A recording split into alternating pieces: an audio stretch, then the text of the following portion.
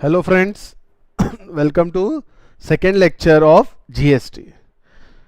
First lecture में हमने बेटा फर्स्ट चैप्टर कंप्लीट किया था, आपको ये ध्यान होगा। We have completed chapter number 1। आज हम चैप्टर 2 पे आएंगे, लेकिन उसके पहले एक दो चीज़ें और डिस्कस करूँगा। मतलब ये जो हमने देखा था, ये 900 रुपये वाला ये क्लॉज में और एक बार थोड़ा सा एलाबोरेट करूँगा डिस्कशन। हम लोगों ने सीजीएसटी देखा था, एसजीएसटी देखा था, आईजीएसटी के बारे में आपको बताया था, यूटीजीएसटी के बारे में आपको बताया था। CGST central government goods and service tax, SGST state government goods and service tax, UTGST union territory goods and service tax, IGST integrated goods and service tax. बराबर। हमने देखा था इंट्रा स्टेट सेल के बारे में, इंटर स्टेट सेल के बारे में।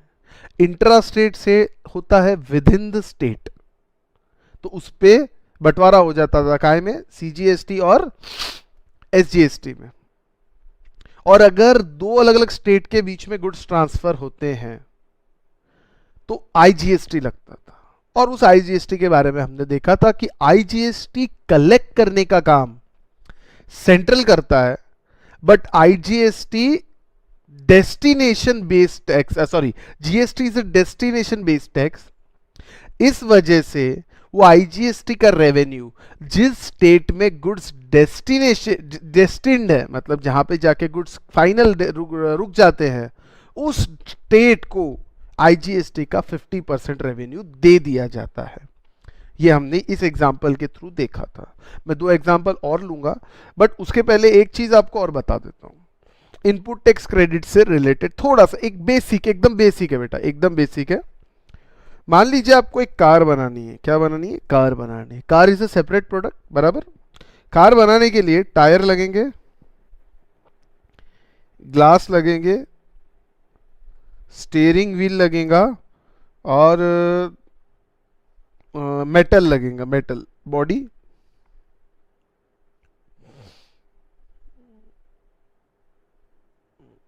ठीक है, मेटल बॉडी लगेंगी। तो अब इस केस के अंदर मान लीजिए एक कार के अंदर टायर आते हैं, 5 टायर लगते हैं एक गाड़ी के अंदर, तो वो टायर की कीमत मान लो 20,000 रुपये। और उसके ऊपर जीएसटी पे किया, मतलब ये कार, मैं मारुति सुजुकी हूँ, ठीक है, कार कंपनी का नाम है मारुति सुजुकी लिमिटेड। बराबर। ये एकदम बेसिक चीज बता रहा बेटा, एकदम बेसिक चीज समझ लेना। पहले भी वही था, अभी भी यही है। मतलब इनपुट टैक्स क्रेडिट क्या होता है? इनपुट टैक्स क्रेडिट से टैक्स क्रेडिट किया, टैक्स क्रेडिट किया। तो अभी आप हो मारुति सुजुकी लिमिटेड। आप ये इमेजिन करो, आप क्या बनाते हैं? सर हम कार बनाते हैं, ये प्रोडक्ट्स हम परचेज करते हैं बाजार से। 20,000 के हमने टायर लिए, जिसपे हमने जीएसटी पे किया। मैं जीएसटी ही बोलूंगा, अभी सीजीएसटी आईजीएसटी के मिक्स नहीं कर रहा हूं मैं। बराबर है। जिसमें मैंने समझ लीजिए जीएसटी पे किया। जीएसटी का रेट भी मैं 10% रखता हूँ थोड़ी देर के लिए। मैं बता रहा हूँ बेटा, बेसिक एग्जाम्पल है इसका, सी समझाने के लिए, क्रेडिट का कंसेप्ट समझाने के लिए ये एग्जाम्पल दे रहा हूँ। बराबर है। वैसे तो ये 5वें चैप्टर इनपुट टैक्स क्रेडिट में हम लोग पढ़ेंगे ही, सॉरी 6 चैप्टर, लेकिन अभी एक बार बार मैं क्रेडिट वर्ड ही यूज करूंगा। इनपुट टैक्स क्रेडिट मिलता है, वो क्या होता है, इसका एक थोड़ा सा लेमन टर्म्स में ओवरव्यू देना हो, एकदम लेमन टर्म्स में। ठीक है। 10% 2,000 जीएसटी आपने पे किया, आप मारुति सुजुकी हो, 22,000 रुपये में आपने टायर खरीद लिया। ग्लास का भी आपने 20,000 रुपया पे किया, समझ लीजिए, उस पर भी 2,000 का जीएसटी आपने दिया, ग्लास भी 22,000 के आगे।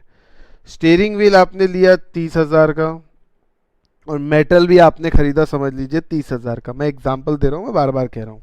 और इस पे भी 10% जीएसटी है, इस पे भी 10% जीएसटी। एग्जाम वैसे 10% जीएसटी का कोई रेट ही नहीं है, मैं फिर कह रहा हूँ, लेकिन मैं समझा रहा हूँ सिर्फ आपको। भावनाओं को देखो यहाँ पे। बराबर है। शब्दों को मत जाओ, शब्दों से परे भावनाओं को देखो मेरी। 33,000 ये आपकी होगी वैल्यू, जितने में आपने इनपुट्स परचेज किए। ये इनपुट्स क्यों है? ये रॉ मटेरियल है, इनपुट्स है। क्या बनाने के लिए? सर फिनिश गुड्स बनाने के लिए। क्या है बेटा फिनिश गुड्स? सर कार है फिनिश गुड्स। ये इनपुट्स हमने यूज किए, उसकी वैल्यू कितनी? सर 20,000, 20,000, 30,000, 30,000, टोटल कितना हुआ? 1 लाख। और इस 1 लाख पे सर हमने जीएसटी पेमेंट किया कितना, 10,000 रुपए का। देख लीजिए ये 10,000, ये भी दो दो, 3 और 3 बराबर है। अब सवाल ये उठता है कार बनने के बाद वो कार बेचेंगे उस पर भी जीएसटी लगेगा। मारुति सुजुकी कार बेचती है 2 लाख रुपए में और जीएसटी लगाती है वही 10%, 20,000 जीएसटी होता है। लेकिन इस 2 लाख रुपए की गाड़ी में जो फाइनल सेल वैल्यू है इस कार की, इसमें सर 20,000 का टायर भी लगा है, 20,000 के ग्लास भी लगे हैं, 30,000 का स्टेयरिंग भी लगा है और 30,000 का मेटल भी लगा है। टोटल 1 लाख रुपए का वो मटेरियल लगा है जिस पे Maruti Suzuki limited already tax भर चुके हैं, ऑलरेडी जीएसटी भर चुके हैं। टायर एमआरएफ से खरीदा होगा तो एमआरएफ ने मारुति से कलेक्ट करके गवर्नमेंट को दे दिया। ग्लास आपने सेंट गोबेन से खरीदा होगा तो भी सेंट गोबेन ने क्या किया, मारुति से कलेक्ट करके गवर्नमेंट को दे दिया। स्टीयरिंग XYZ कंपनी से खरीदा होगा, उन्होंने भी वैसा किया। और मेटल भी PQR से लिया होगा फॉर एग्जांपल, तो उन्होंने भी वैसा किया। बराबर है। मतलब कहना ये चाहता हूं मैं कि अगर मैं अब 20,000 रुपए गवर्नमेंट को टैक्स दूं तो क्या ये डबल टैक्सेशन नहीं हो जाएगा? हाँ सर डबल हो जाएगा, क्योंकि इस 2 लाख के अमाउंट में 1 लाख रुपए का ऐसा अमाउंट है जिसपे ऑलरेडी गवर्नमेंट को जीएसटी मिल चुका है।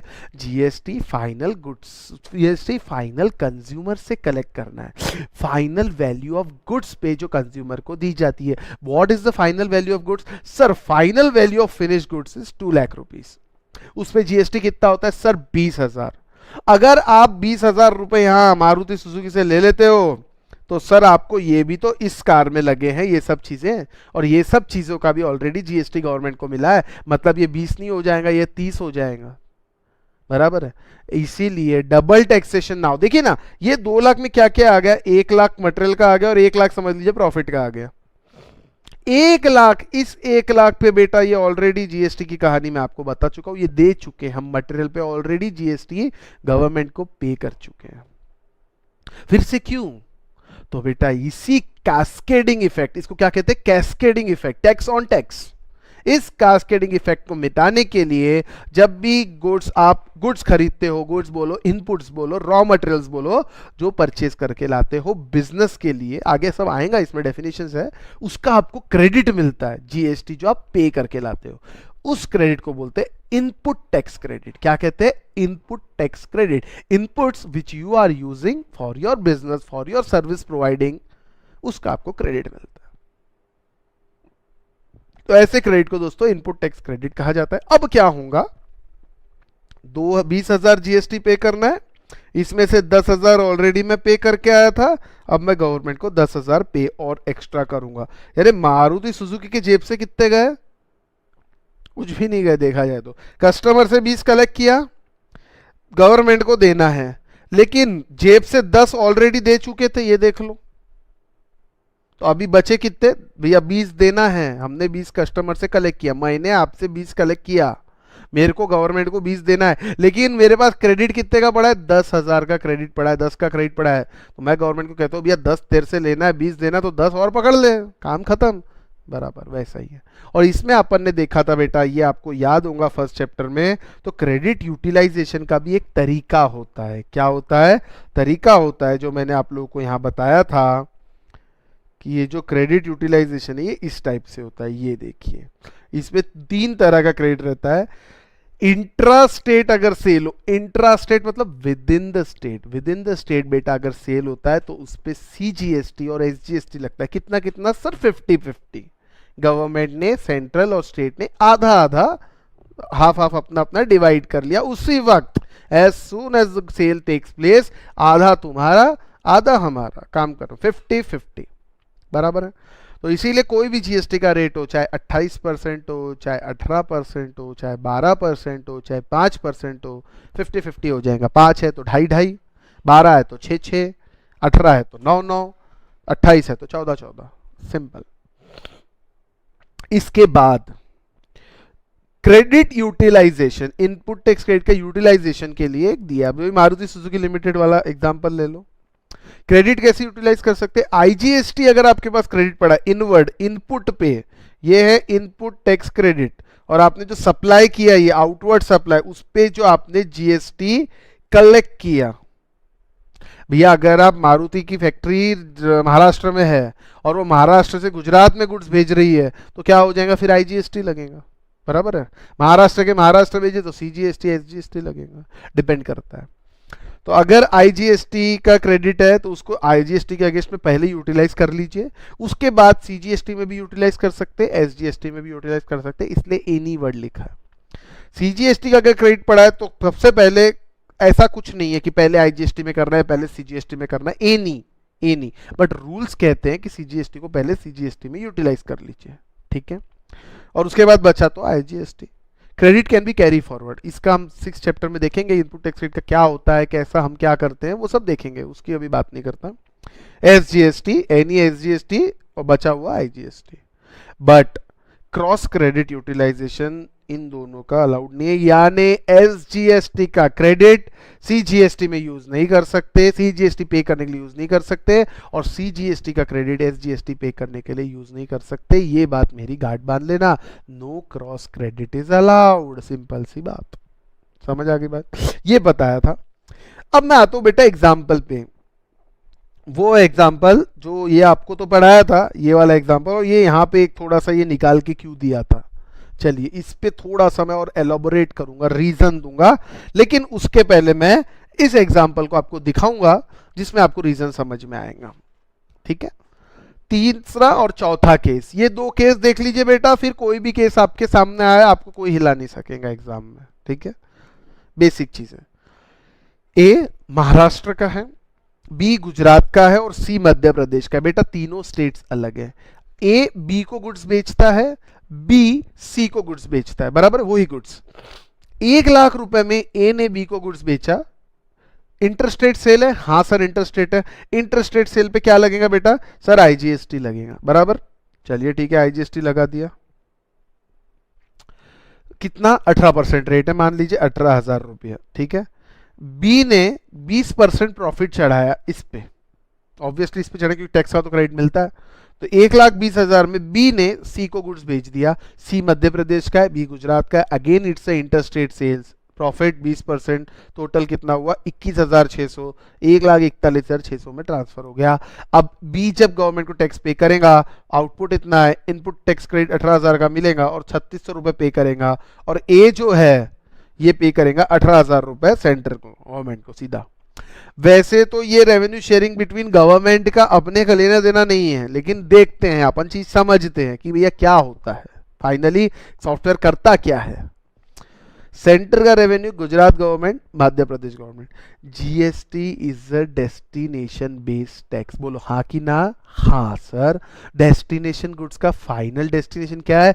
सर मध्य प्रदेश। सर तो मध्य प्रदेश को टैक्स मिलना चाहिए, आधा सेंटर का आधा मध्य प्रदेश का, बराबर है। और ध्यान से सुनना, सेंटर को पहला ट्रांजैक्शन ए ने बी को बेचा, महाराष्ट्र से बी गुजरात में गए, आईजीएसटी लगेगा, पूरा सेंटर ने कलेक्ट कर लिया, गुजरात को ठेंगा, एमपी को ठेंगा, काम ही खत्म। बी और सी का सेल हुआ तो 3,600 रुपए, देखिए ये देखिए, यहां देख लीजिए, 3,600 रुपए नाम का आईजीएसटी सेंटर के पास आया, बराबर है। टोटल सेंट्रल के पास 21,600 आ गया, जो कि फाइनल जीएसटी है, देख लीजिए आप, फाइनल गुड्स पे, बराबर है। अब ये जो फाइनल जीएसटी है, ये फाइनल जीएसटी का अमाउंट, आईजीएसटी का अमाउंट, ये 50-50 बटता है सेंटर में और उस स्टेट में जिस स्टेट में गुड्स डेस्टिनेड है, बराबर है। तो अब सेंटर को देना पड़ेगा, तो सेंटर ने यहां से निकाल के 10,800 बराबर इसका आधा इसको दे दिया, बराबर है। इस एग्जाम्पल को यहीं छोड़ रहा हूं, आगे थोड़ी सी बात और करूंगा। मान लीजिए सी जो था वो डीलर था, सी क्या था? डीलर था। अब वो फाइनल कंज्यूमर को गुड्स बेच रहा है। इसी एग्जाम्पल को यहां छोड़ के आगे की कहानी सी की जुबानी, सी के इससे आगे चलते, ठीक है। इसी एग्जाम्पल को मतलब आगे बढ़ा रहा हूं मैं, बात समझना ध्यान से, और ये रीजन दूंगा कि यहां से निकाल के यहां क्यों दिया, इसको क्यों नहीं दिया। वाई जीएसटी से डेस्टिनेशन बेस्ड टैक्स, इसका भी रीजन है, बराबर है। लास्ट वीडियो में इसलिए नहीं बताया क्योंकि ऑलरेडी 2.5 घंटे हो चुके थे, ये और पहले ही आप लोग पूरा पक चुके थे ये पढ़ के, और 2 केस स्टडी और लेनी पड़ती थी तब जाके वो क्लियर होता था। दैट्स वाई मैंने ये नहीं लिया। अभी देखो 15 मिनट हो गए, अभी और 15 मिनट ये कहानी चलेंगी। दैट्स वाई आई थॉट कि कोई मतलब नहीं है जबरदस्ती स्टूडेंट्स को ट्रबल करके। बेटा मेरा सिंपल हिसाब है, आप समझ लो। 2 दिन ज़्यादा लगेंगे, 3 दिन ज़्यादा लगेंगे, कोर्स 10 नहीं 15 तारीख तक जाएगा, उससे ज़्यादा फर्क नहीं पड़ेगा। लेकिन मैं वीडियो पे वीडियो देते जाऊँ। मैं तो चाहूँ तो रोज शूट करके 2-2 वीडियो आपको दे सकता हूँ, 10 दिन में पूरा काम खत्म कर सकता हूँ, टाइमली कंप्लीशन ऑफ सिलेबस की पीपड़ी बजा सकता हूँ। लेकिन बेटा क्या फ़ायदा, आप लोगों का पढ़ के ही नहीं हुए तो मुझे क्या मिलेगा ऐसा काम करके। इसीलिए बेटा मैं खुद जान पूछ के 2-2 3-3 दिन में 1-2 वीडियो दे रहा हूँ आपको, या 3-3 दिन में 2-2 वीडियो बोलो। हाँ, अब मैं उतने 2.5 घंटे के शूट नहीं करूंगा, 2 घंटे से पहले ही कंप्लीट कर दूंगा ताकि जबरदस्ती का बर्डन नहीं हो आप पे भी। ये मेरा इंटेंशन ये है कि आप जीएसटी साथ साथ में कर लो। बेटा आसान है, एक बार यहाँ समझ गया ना तो फिर कोई बेवकूफ़ नहीं बना सकता। आप एग्जाम के क्वेश्चंस देखिए, इतने सरल क्वेश्चंस आते हैं। अभी वो 2 क्वेश्चन आप लोगों ने घर पे किए होंगे बेटा, 6-6 मार्क के वो क्वेश्चन आए हैं। बताओ 6 मार्क लेने में क्या अकल लगी, नहीं लगी ना। ऐसे 6-6 मार्क अंदर हो जाएंगे तो सोचो आपको कितना, 40 में से 30 मार्क बोलता हूं मैं, गिरी से गिरी हालत 30 मार्क। तो आप इमेजिन करो, जस्ट इमेजिन, बचे 60 में से 30 लेना बहुत आसान है। इसीलिए मैं, तो आप ये चिंता मत करना सिलेबस आगे जा रहा, तो मेरे ख्याल से आप लोगों को है भी नहीं वो उतनी चिंता, क्योंकि जो आगे जाना है वो तो जाएगा। उसके चक्कर में बेकार पढ़ा के वीडियो ज़्यादा दे के, वीडियो भी ज़्यादा दे दूंगा तो बेटा आप कौन सा देख लोगे। ऑलरेडी यू आर ऑक्यूपाइड, आप ऑलरेडी ऑक्यूपाइड, आपको मैं आप में से कोई टाइम पास तो कर नहीं रहा है।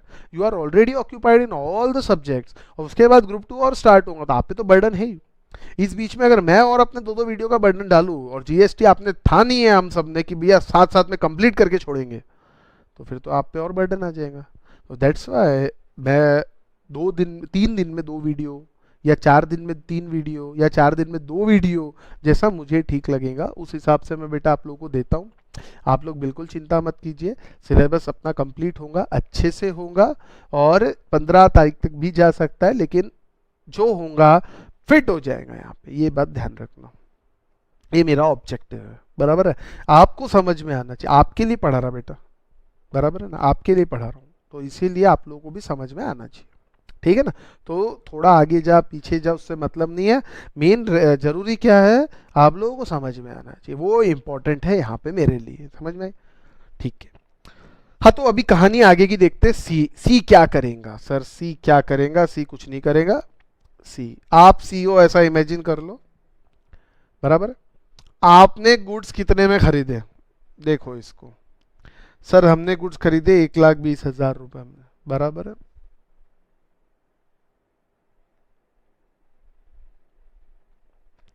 प्रॉफिट लगाना पड़ेगा, हाँ सर कुछ तो प्रॉफिट लगाना पड़ेगा ना। मान लीजिए 30,000, आप 30,000 क्या लगाते हैं, 80,000 लगा देते हैं, है ना, 80,000 प्रॉफिट।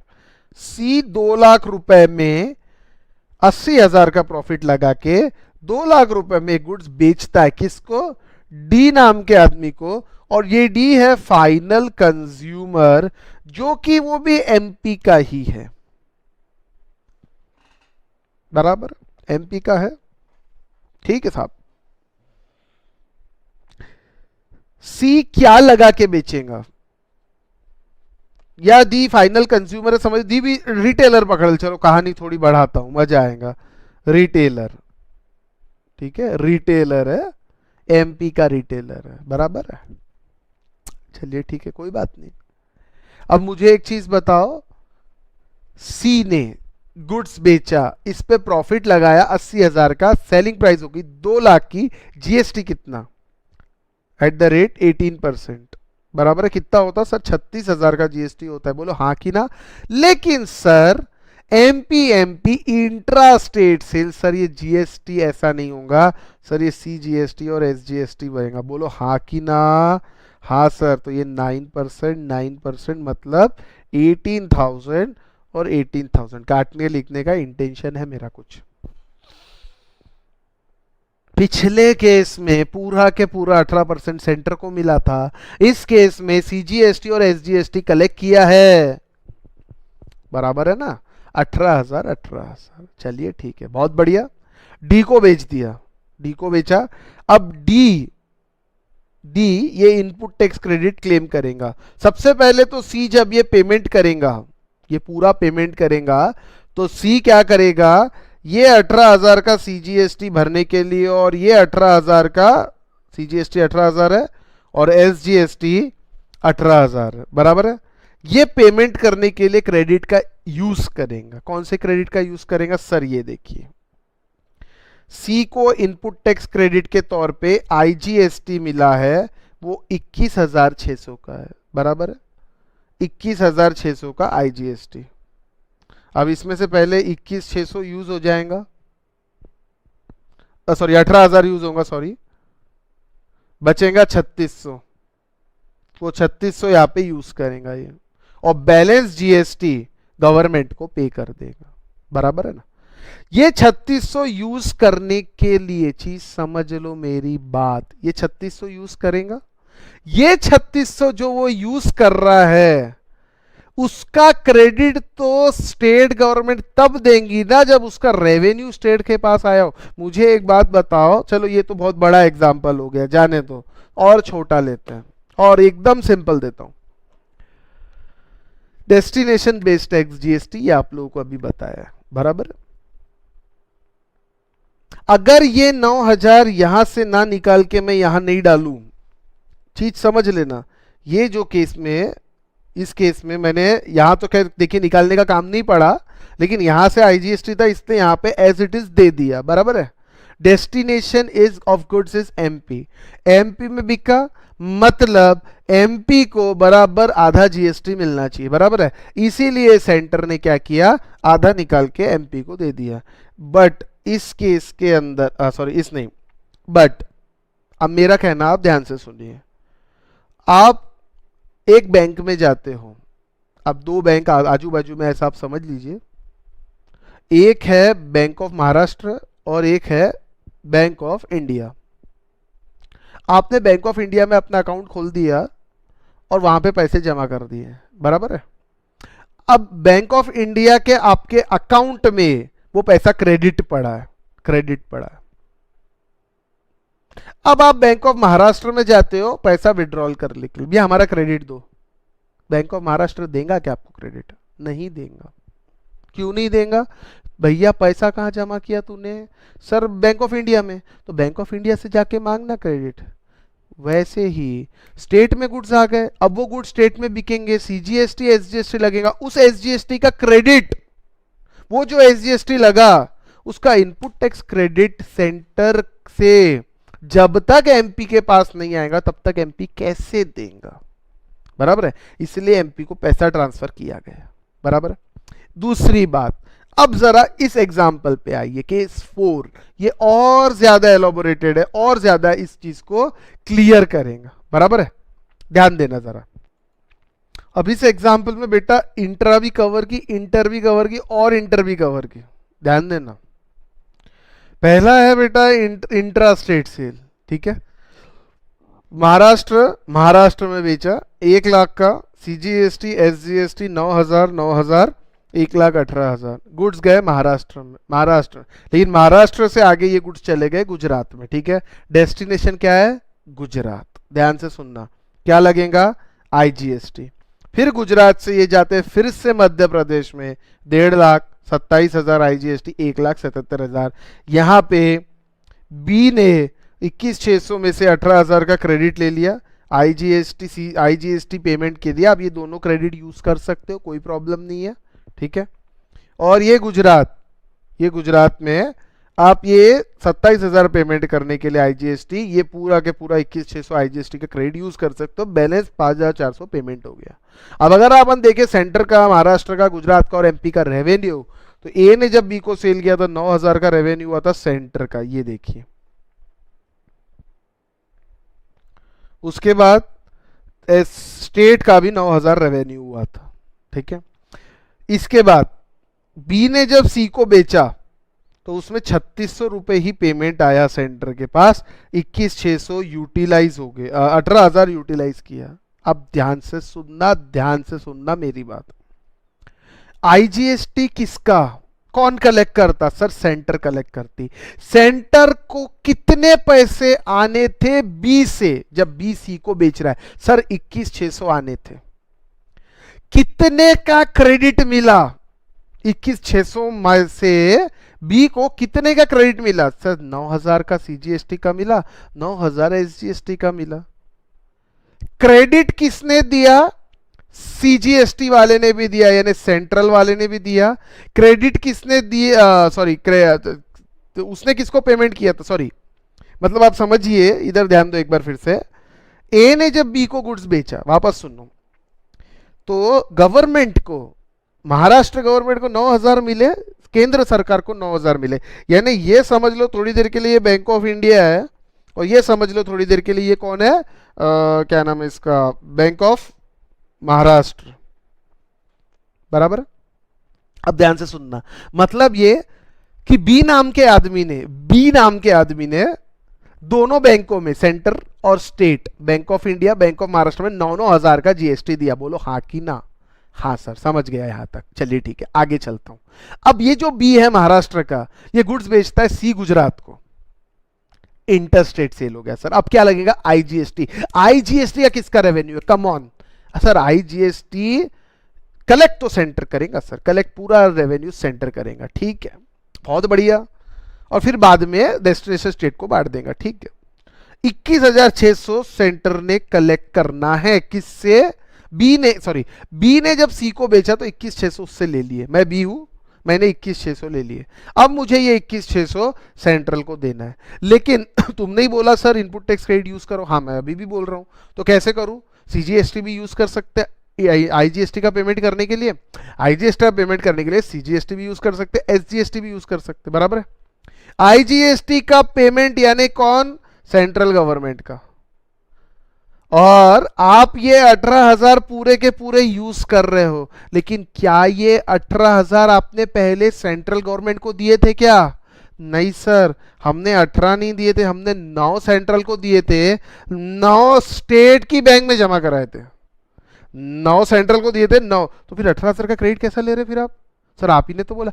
ठीक है, ले लो ले लो, लेकिन जब यहां क्रेडिट ले लिया है तो ये 9,000 इसका निकाल के यहां वापस नहीं देना पड़ेगा क्या? By Maharashtra to centre.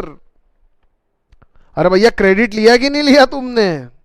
Credit लिया ना। सेंटर का 21,600 था और सेंटर का, हाँ, मजा तो तब आता कि जब आप एसजीएसटी का क्रेडिट लेने नहीं मिलता। फॉर एग्जाम्पल, तो आप यहां से कितना माइनस करते? मैं एग्जाम्पल दे रहा हूं सिर्फ, हाँ, ऐसा है नहीं, समझ लेना।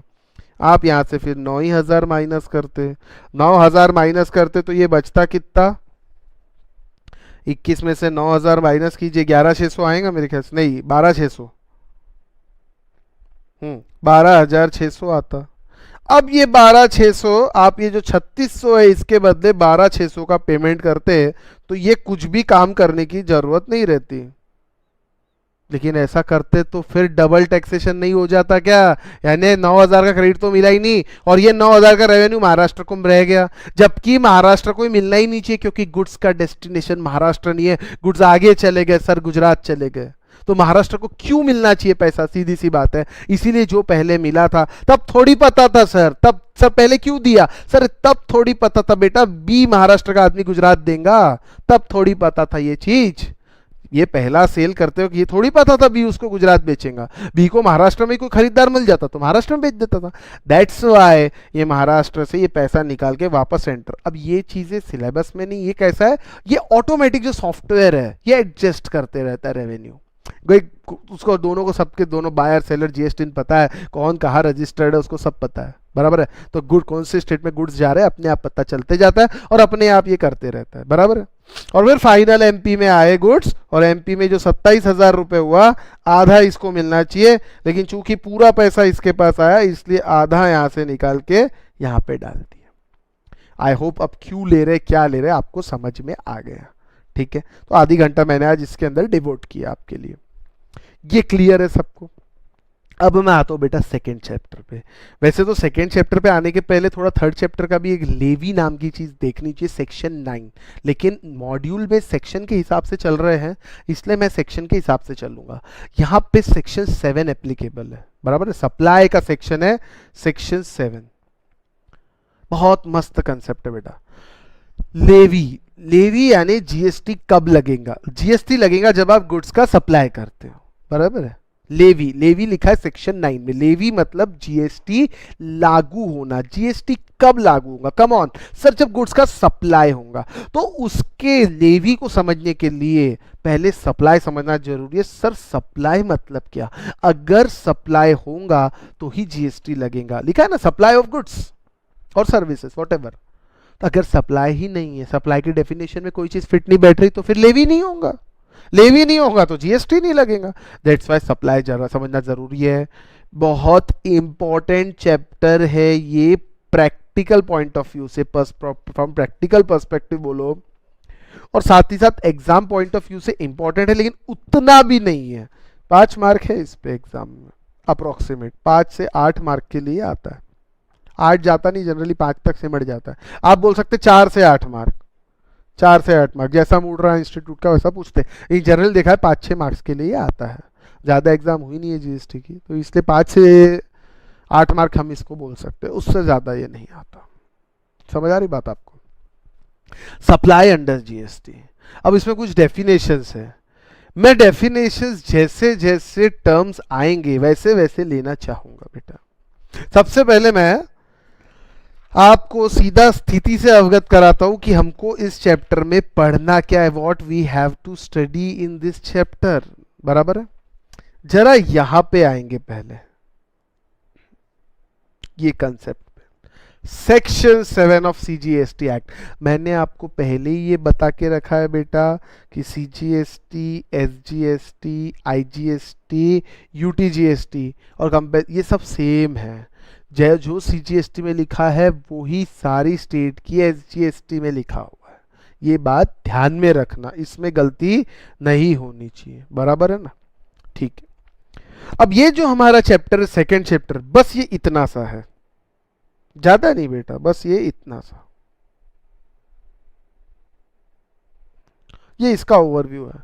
इसमें सेक्शन 7 है, सेक्शन 8 है और 3 शेड्यूल है। अब ये शेड्यूल सेक्शन 8 के नहीं है, पहले बता देता हूँ, ये यहाँ लिखा जरूर है। सेक्शन 7 का शेड्यूल 1 है, सेक्शन 7 से ही शेड्यूल 2 का वास्ता है, सेक्शन 7 से ही शेड्यूल 3 का वास्ता है। वास्ता है बोला मैंने, लेकिन तीनों शेड्यूल अलग अलग है, जो सेक्शन 7 के साथ हमको पढ़ना पड़ता है, बराबर। वर्ड्स पे ध्यान देना है यहाँ पे और उसको समझना है चीजों को। सेक्शन 7 से मैं स्टार्ट कर रहा हूं, meaning and scope of supply. Section 8 पे बाद में आते हैं, शेड्यूल्स पे बाद में आते हैं, सिर्फ एक एक करके पढ़ेंगे बेटा, कोई जल्दी नहीं है, आराम से पढ़ते हैं, समझ में आना चाहिए, दिल में उतर जाना चाहिए, बराबर है ना? दिमाग में, सॉरी, दिमाग में उतर जाना चाहिए। दिल में आने से क्या होता है ना? एग्जाम में तो दिमाग काम आने वाला है, ठीक है ना? आराम से पढ़ेंगे क्योंकि शब्दों का बहुत खेल है यहाँ पे, ध्यान देना। Meaning and scope of supply. Section 7 subsection 1 clause A. क्या बोला मैंने? Section 7 subsection 1 clause A. इसको बार बार मैं बोलते जाऊंगा, 7(1)(a। बार बार मेरे मुंह से ये निकलेगा, तो आप ये समझ लीजिए, जब मैं बोलूं 7(1)(a तो ये होगा सेक्शन 7 सबसेक्शन 1 क्लॉज ए। क्या लिखा है क्लॉज ए में? ये है section 7 subsection 1 clause B, 7(1)(b। ये है 7(1)(c). अब ये जो 7(1) है ना बेटा, ये सप्लायर के व्यू पॉइंट से डेफिनेशन बनाई है इन्होंने, ऐसा कहीं लिखा नहीं है, मैं बता रहा हूं आपको। सप्लायर के व्यू पॉइंट से कैसे लिखा है? All form of supply of goods और सर्विसेज और बोथ। गुड्स दिया, सर्विसेज दिया, या दोनों एक साथ दिया। दोनों एक साथ हो सकता है क्या? हाँ बिल्कुल हो सकता है सर। गुड्स क्या, सर्विसेज क्या? सर डेफिनेशन नंबर 1, इसकी डेफिनेशन बताइए सर, इसकी डेफिनेशन बताइए। हमको नहीं पता गुड्स क्या होता सर, डेफिनेशन, और सर गुड सर्विस क्या होता सर, हमको नहीं पता। हाँ बेटा, आपको बिल्कुल नहीं पता। मन में तो आ रहा होगा, अरे गुड्स यानी गुड्स, नहीं ऐसा नहीं होता। यहाँ प्रॉपरली डिफाइंड है, और एक ऐसी चीज गुड्स में डाली है कि आप भी चकरा जाओगे, अरे ये भी गुड्स में डाल दिया क्या? ओह, सर्विस और बोथ। बोथ यानी कुछ ऐसे भी कॉन्ट्रैक्ट रहते हैं, कुछ ऐसी भी सप्लाई रहती है जिसमें गुड सर्विस दोनों रहते हैं। इसका बेस्ट एग्जांपल है बेटा वर्क्स कॉन्ट्रैक्ट, सुना होगा आपने। वर्क्स कॉन्ट्रैक्ट बोलो तो बड़ा एग्जांपल हो गया। कैटरिंग वाले, कैटरिंग के अंदर सिर्फ गुड्स है कि सर्विसेज भी है? नहीं बेटा, दोनों है सर। गुड्स यानी मटेरियल भी है और सर्विस। जैसे 500 रुपये पर प्लेट, 1000 रुपये पर प्लेट आपने खाने का तय किया, तो सिर्फ खाने का पैसा है क्या? नहीं, गुड्स और सर्विस दोनों इंक्लूडेड है। तो इसके अंदर सारे सप्लाई को कवर कर दिया, all forms of supply of goods और सर्विसेज और बोथ सच एज का मतलब यहां क्या हो रहा है? अब आपने गवर्नमेंट से पूछा, भैया आपने बोला जी सप्लाई में क्या क्या आएगा, मतलब मान लीजिए गवर्नमेंट आपसे बात कर रही है, गवर्नमेंट आपसे बात करे मेरे थ्रू, आपने गवर्नमेंट को पूछा क्या है सप्लाई, गवर्नमेंट बोला all forms of supply of goods and services और बोथ, बस इतना बोल के गवर्नमेंट चुप। आपने बोला अरे सारे, हाँ सारे सारे, all forms of supply of goods services और बोथ, दोनों, ऑल। तो आपने बोला अरे कुछ तो बताओ भैया, कुछ तो बताओ कैसे। ऑल तो हमने समझ, ठीक है, लेकिन कुछ एग्जाम्पल तो दीजिए, कुछ तो बताइए। तो वो कुछ तो यानी सच एज क्या? Such as sale, transfer, barter, exchange, licence, rental, lease, disposal. ये सब वर्ड्स के मतलब आप लोगों को मालूम है, इसमें मैं नहीं जाऊंगा।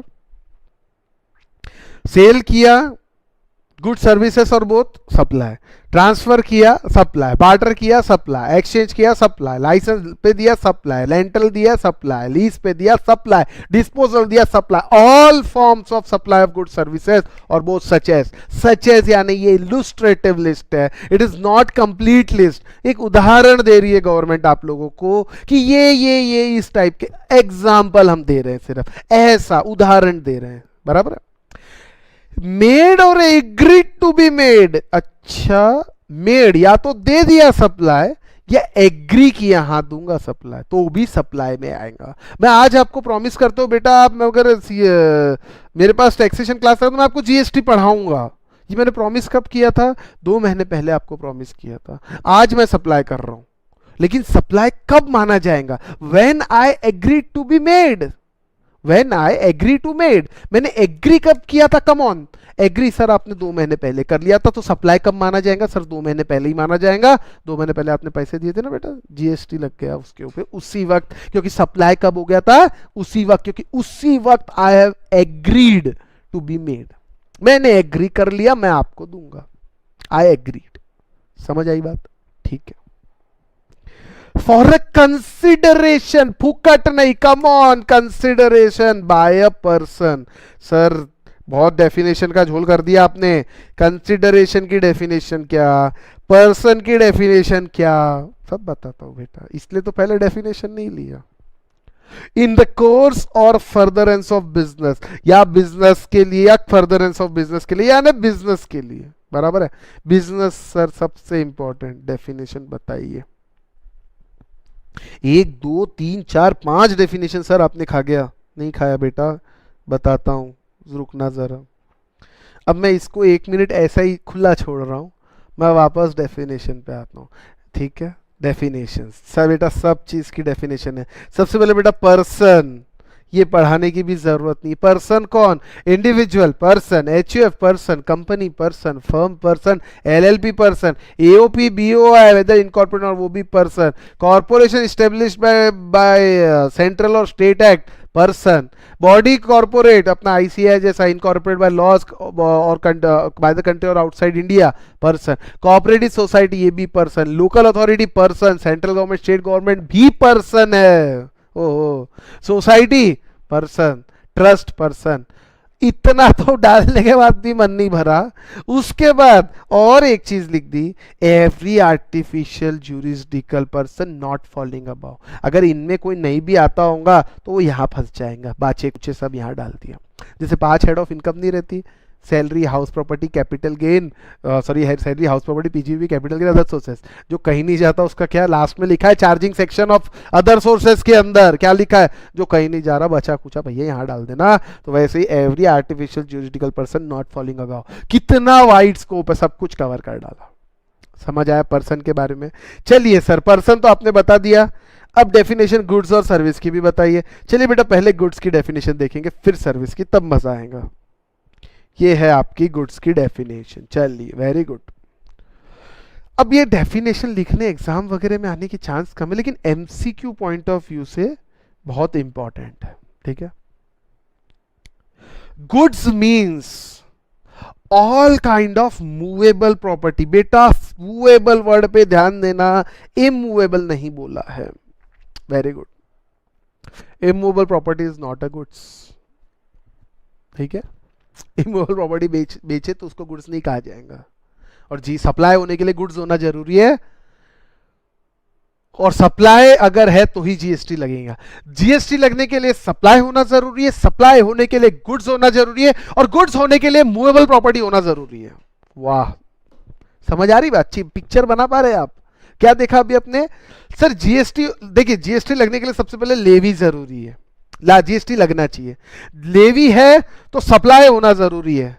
सप्लाई किसका जरूरी है सर? गुड्स का या सर्विस का? तो मैं गुड्स की बात कर रहा हूं। गुड्स का सप्लाई होना जरूरी है। और गुड्स होने के लिए क्या जरूरी है? It should be movable property. All kind of movable property is goods. और उसमें क्या इंक्लूड किया है जरा एक बार देखना। ऑल मूवेबल प्रॉपर्टी को गुड्स माना है, और एक चीज और इंक्लूड की है, एक्शनेबल क्लेम। ओ हो, एक्शनेबल क्लेम, बहुत स्कोप बढ़ा दिया। क्या इंटेंशन? एक्शनेबल क्लेम क्या? लॉटरी, कुछ तो भी एक्शन होने के बाद कुछ क्लेम मिलता है आपको, उसमें गुड्स में उसको इंक्लूड कर दिया है। एक्शनेबल क्लेम को लॉटरी, बैटिंग, गैम्बलिंग, इन सब को स्कोप में लाना था जीएसटी के, इसीलिए ये वर्ड ऐड किया है। Lottery, batting, gambling etcetera GST के स्कोप में लाना था, इसलिए ये वर्ड को डाल दिया। बहुत होशियार है बेटा गवर्नमेंट। उसके बाद और भी है, growing crops, grass and things forming part of land agree to be serve before supply or under a contract of supply, ठीक है। और एक्सक्लूड क्या कर रहे हैं? हाँ, सारे गुड्स, क्या बोला? All movable property, all movable property is goods. वाह सर, सब मूवेबल प्रॉपर्टी को गुड्स बना दिया। तो पैसा, money, currency, note, actionable claim वगैरह सब डाल दिया। बोले अब थोड़ी देर के लिए मान लीजिए ये कुछ नहीं लिखा रहता, ये नहीं है, मान लो थोड़ी देर के लिए, मानने में क्या है, ये कुछ भी नहीं है, मान लो, बस इतनी डेफिनेशन, ये स्टेट। मतलब समझ रहे हैं आप इसका मतलब ये है, मैं सामान खरीदता हूं, कोई गुड्स देता हूं, गुड्स ले रहा हूं, उसको पैसे दे रहा, तो वो पैसे भी गुड्स है। कैसे? मूवेबल प्रॉपर्टी है, हाँ। एक्शनेबल क्लेम है, हाँ, goods. Note is actionable claim, उस पर लिखा है ना, मैं धारक को इतने रुपए अदा करने का वचन देता हूं, जिसके हाथ में नोट, उसको उतने, वो पैसे का मालिक, उतने रुपए उसको मिलेंगे। समझ रहे नहीं समझ रहे आप? इसका मतलब ये होता है, यानी गड़बड़ हो जाएगी। मैंने आपको पैसे दिए, जीएसटी लगाओ, आपने सामान दिया, जीएसटी लगाओ, मैं भी लगाता तू भी लगा, मैं भी लगाता तू भी लगा, कितना जीएसटी खेलना पड़ेगा? Just imagine. इसीलिए सबसे इंपॉर्टेंट वर्ड आया एक्सक्लूड। क्या exclude? Money and security. Sir money यानी क्या होता? सिर्फ कागज का नोट? नहीं नहीं नहीं, मनी में बहुत चीजें डाली है। पहले तो गुड्स की डेफिनेशन समझ गई, अब ध्यान से सुनना बेटा, मनी की भी डेफिनेशन है, और सिक्योरिटी जाने वो शेयर्स वगैरह होते हैं। यहाँ डेफिनेशन मैंने सिक्योरिटीज की नहीं डाली है, अगले चैप्टर में मिलेंगे आपको, क्योंकि यहाँ उसका काम नहीं था, लेकिन मनी का काम था। ये रही बेटा मनी की डेफिनेशन। देखिए गुड्स की डेफिनेशन हो गई हमारी सर पर्सन की डेफिनेशन हो गई, सर्विस पे बाद में आता हूँ। मनी पहले देख लो, मनी क्या होता है? बहुत आसान डेफिनेशन है बेटा, इंडियन लीगल टेंडर। ये जो आपका नोट होता है ना, करेंसी नोट, उसको बोलते हैं इंडियन लीगल टेंडर, बराबर है? वो इंडिया का लीगल टेंडर है, जिसको पैसा माना गया है। इसमें फॉरेन करेंसी भी आ गई, चेक भी आ गया, promissory note, bill of exchange, letter of credit, draft, pay order, traveller cheque, money order, postal or electronic remittance, any other instrument RBI. when used as a consideration, चीज समझ लो, money when used as a consideration, money कब बोलेंगे? इन सब चीजों को भी, इन चीजों को मनी बोलते हैं, लेकिन कब? when used as consideration to settle an obligation or exchange with Indian legal tender of another denomination, excluding currency held for its numismatic value। ये क्या होता है? पुराने नोट, पुराने सिक्के। जैसे मान लीजिए अभी मैं आपको, पुराना 1000 का नोट है, पुराना 1000 का नोट पुराना हो गया, अब उसकी कोई वैल्यू बची क्या? नहीं। कोई अगर आपको, आप जाओगे बाजार में तो कोई उसको लेगा नहीं। मैं आपको बोलता हूँ 50 रुपए में देता, दे दे, वो भी मैं क्यों ले रहा हूँ? क्या उसका लीगल टेंडर है क्या? नहीं सर, उसका लीगल टेंडर नहीं है, तो मैं क्यों ले रहा हूँ सर? न्यूमरिस्टिक वैल्यू है, मुझे करेंसी कलेक्ट करने का शौक है, इसलिए मैंने आपसे ले लिया, भाई पुराना नोट होना चाहिए मेरे पास, तो मैं रख रहा हूँ आपके, आज नहीं चलता हूँ, 50 रुपये में लिया। Excluding currency held for numismatic value, तो उसको मनी नहीं कहा जाता। यानी पुराना 1000 का नोट, पुराने कॉपर के सिक्के वगैरह जो पहले यूज होते थे 18th सेंचुरी वगैरह में, उसको हम मनी नहीं कहते। I hope I am clear, बराबर है? चलिए, ये हो गई आपकी मनी की डेफिनेशन। तो अभी कहने का मतलब ये है, मनी इज नॉट गुड्स, ठीक है? सिक्योरिटी वैसी शेयर्स वगैरह ये भी गुड्स नहीं है, ठीक है? लेकिन जब आप मनी से कोई ऑब्लिगेशन सेटल कर रहे हो तब ये गुड्स नहीं है, चीज समझ लेना, ठीक है? इसके ऊपर मैं थोड़ा सा और 15 मिनट बाद आऊंगा, अभी नहीं, पहले, उसके पहले कुछ और बात करेंगे। सर्विसेज की बात कर लेता हूं। क्या की बात करता हूं? सर्विसेज की। वो इसको इसीलिए रोक के रखा है, ये थोड़ा सा मैंने बोला ना इस पे 2 मिनट बाद आता हूँ, लेकिन सर्विसेज पढ़ने के बाद आऊंगा, ठीक है? आप वैसे सर्विसेज देखते बराबर आप शायद खुद ही समझ जाओगे कि सर ने क्यों छोड़ा था। चलिए ठीक है, अच्छी बात है।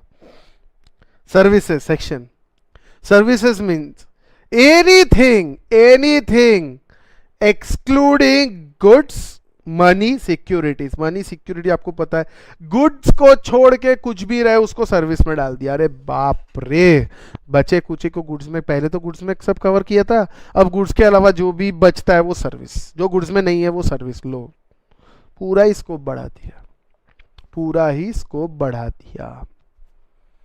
बढ़िया काम किया ये तो, है ना? ठीक है सर, एक चीज, चलो थोड़ा सा बेटा, हाँ, मनी और सिक्योरिटी जरा ध्यान देंगे। एक्सक्लूडिंग गुड्स क्या होता हो तो आपको पढ़ा चुका हूं, मनी क्या होता है वो भी बता चुका हूं, सिक्योरिटी क्या होता है वो भी बता चुका हूं। Excluding money and security, money को और सिक्योरिटी को गुड्स में भी नहीं डाला और बेटा सर्विसेज में भी नहीं डाला, बराबर है ना? लेकिन जरा यहां देखना, इंक्लूडिंग क्या है? Activities relating to use of money or its conversion for a consideration। Convert कराते कंसिडरेशन में, फॉरेन करेंसी कन्वर्ट कराए आपने इंडियन करेंसी में, इंडियन करेंसी कन्वर्ट कराए फॉरेन करेंसी में, ये एक्टिविटीज का अलग से चार्ज लिया जाता है। वो जो कमीशन रहता है उसको सर्विस माना जाएगा और उस पे जीएसटी लगेगा। समझ आई बात? ब्रोकरेज कमीशन, उस पे जीएसटी लगेगा। Activities related to use of money, पैसे के यूज करने के लिए क्या मिलता है सर? इंटरेस्ट मिलता है। क्या मिलता है? Interest. O my God, interest पे भी जीएसटी ला दिया इनके हिसाब से, तो वही है activity relating to use of money. Use of money, what is the consideration for use of money? Sir, interest is the consideration for use of money. Wow, interest को भी जीएसटी, इंटरेस्ट को सर्विस में लाया है, और services GST, services supply है, supply of goods and services, बराबर है ना? ओहो, हाहाकार हो गया ये तो, है ना? नहीं, लाया है इंटरेस्ट को, ठीक है, मैं मना नहीं कर रहा, लेकिन कुछ इंटरेस्ट को छोड़ा है, इसको एग्जेम्प्ट किया है। एग्जेम्पशन भैया, पहले लेवी फिर एग्जाम, पहले चार्ज क्रिएट करो, पूरा चार्ज क्रिएट करो, लेवी लेवी लेवी, और उसके बाद उसमें से क्या चीजों को एग्जाम्पशन दिया है वो एग्जाम्पशन दिया है। Medical facilities exemption, charitable trust exemption, किसी किसी को एग्जाम्पशन दिया है ना। भले ही आप सप्लाई करोगे, अगर स्पेसिफिकली किसी गवर्नमेंट ने कोई चीज एग्जेम्प्ट रखी है स्पेसिफिकली, तो फिर उसको एग्जाम्पशन मिलेगा। तो ये जो एग्जाम्पशन है बेटा 4th चैप्टर में पढ़ने वाले, पूरी लिस्ट है हमारे पास, बराबर है? नेगेटिव लिस्ट में डालो, बोलो एग्जाम्पशन जो भी, अभी उसकी बात नहीं करेंगे, ठीक है? अभी सिर्फ चार्ज क्रिएट कर रहा हूं मैं, सिर्फ चार्ज क्रिएट, लेवी लागू करना, चार्ज कैसे जीएसटी लगाना, और फिर क्या हटा है वो बाद में देखेंगे, ठीक है? सब देखेंगे, कुछ नहीं छूटेंगे। सेकेंड, एक्टिविटीज फैसिलिटेटिंग और arranging transaction in securities. Transaction in security facilitate करना, ये कौन करता बेटा? ये होता है ब्रोकरेज। क्या होता है? ब्रोकरेज, या बोल सकते हैं म्यूचुअल फंड कमीशन, बराबर है ना? आप सिक्योरिटी खरीदते हो तो अरेंज करके कौन देता है? ब्रोकर देता है ना। खरीदना है, बेचना है, जो भी ब्रोकर करके देता है आपको, उसके लिए आप उसको ब्रोकरेज पे करते हो। और वो जो आप बेटा ब्रोकरेज पे करते हो वो है एक्टिविटीज रिलेटिंग, एक्टिविटीज फैसिलिटेटिंग और अरेंजिंग ट्रांजैक्शन इन सिक्योरिटीज, बराबर है। तो इसके ऊपर भी, इसको भी सर्विस में लाया गया, इसके ऊपर भी जीएसटी लगेगा। बहुत बढ़िया, बहुत बढ़िया। सर बार बार कंसिडरेशन कंसिडरेशन कर रहे हैं, तो what is this consideration? Okay, चलिए दो डेफिनेशन हो गई। हाँ, यहाँ कुछ एग्जांपल दिए बेटा आपके लिए। ट्रांजैक्शन इन मनी क्या होता है? Deposit or withdrawal of money from bank, borrowing or repayment of loan, convenience of currency, conversion of rupee into coin. Securities क्या होता है? एक्शनेबल क्लेम के बारे में भी देखिए दिया है। सिक्योरिटीज यानी transaction security does not attract GST. Example cell purchase of stock. Transaction stock खरीदा बेचा हो उसको सिक्योरिटी नहीं, मतलब उस पर जीएसटी नहीं लगेगा, लेकिन जो कमीशन है, जो ब्रोकरेज है, उस पर जीएसटी लगेगा। चीज समझ लो, मैंने 1 लाख के शेयर्स बेचे, आपने 1 लाख के शेयर्स खरीदे, तो ये 1 लाख पे शेयर जीएसटी नहीं लगेगा, क्योंकि ये हो गया ट्रांजैक्शन इन सिक्योरिटीज। सिक्योरिटीज जो है, ये देखो, ये सिक्योरिटीज जो है, ये ना गुड्स की डेफिनेशन में है ना सर्विस की डेफिनेशन में। और अगर कोई चीज गुड्स नहीं है, सर्विस नहीं है, तो वो सप्लाई नहीं है। कोई चीज सप्लाई नहीं है तो लेवी नहीं है, और लेवी नहीं है तो जीएसटी नहीं है। सीधी सीधी बात।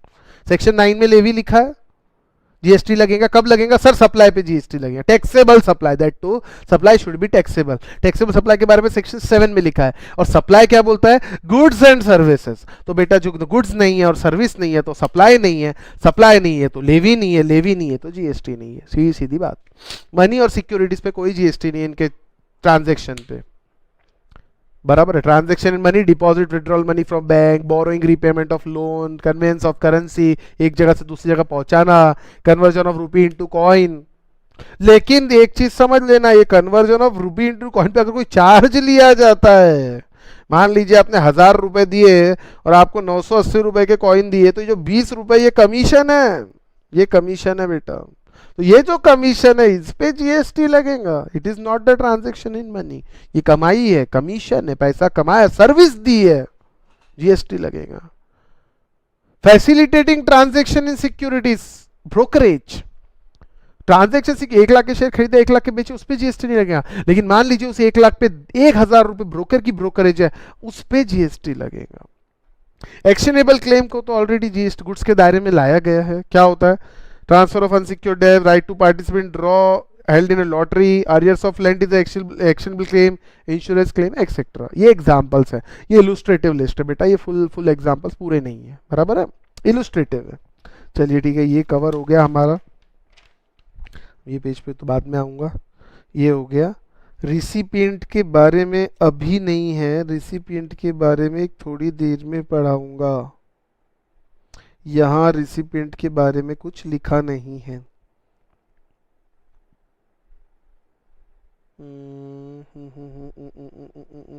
आगे लिखा है एक्चुअली, थोड़ा रिसिपिएंट के बारे में आगे लिखा है, तो मैं रिसिपिएंट के बारे में आपको आगे बताऊंगा।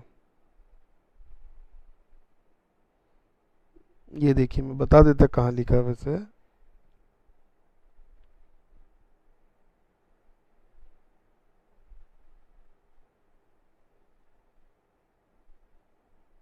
उसके पहले हम कंसिडरेशन जरूर पढ़ेंगे। एक्शनेबल क्लेम ये ऑलरेडी आपको बता दिया है। कंसिडरेशन पढ़ते बेटा, कंसिडरेशन, ठीक है। चलिए, और बिजनेस भी पढ़ना है, सबसे इंपॉर्टेंट। चलिए बिजनेस पहले लेता हूँ बेटा। बिजनेस, बिजनेस म्हणजे काय, ये यहाँ पे अभी अपन ने देखा था। ये देखिए, इन कोर्स और फर्दरेंस ऑफ बिजनेस, या तो बिजनेस के ड्यूरिंग या फर्दरेंस ऑफ बिजनेस, यानी बिजनेस बढ़ाने के लिए, बिजनेस के लिए ही ये लिया गया है। फर्दरेंस ऑफ बिजनेस का मतलब वो होता है, बराबर है। चलिए ठीक है।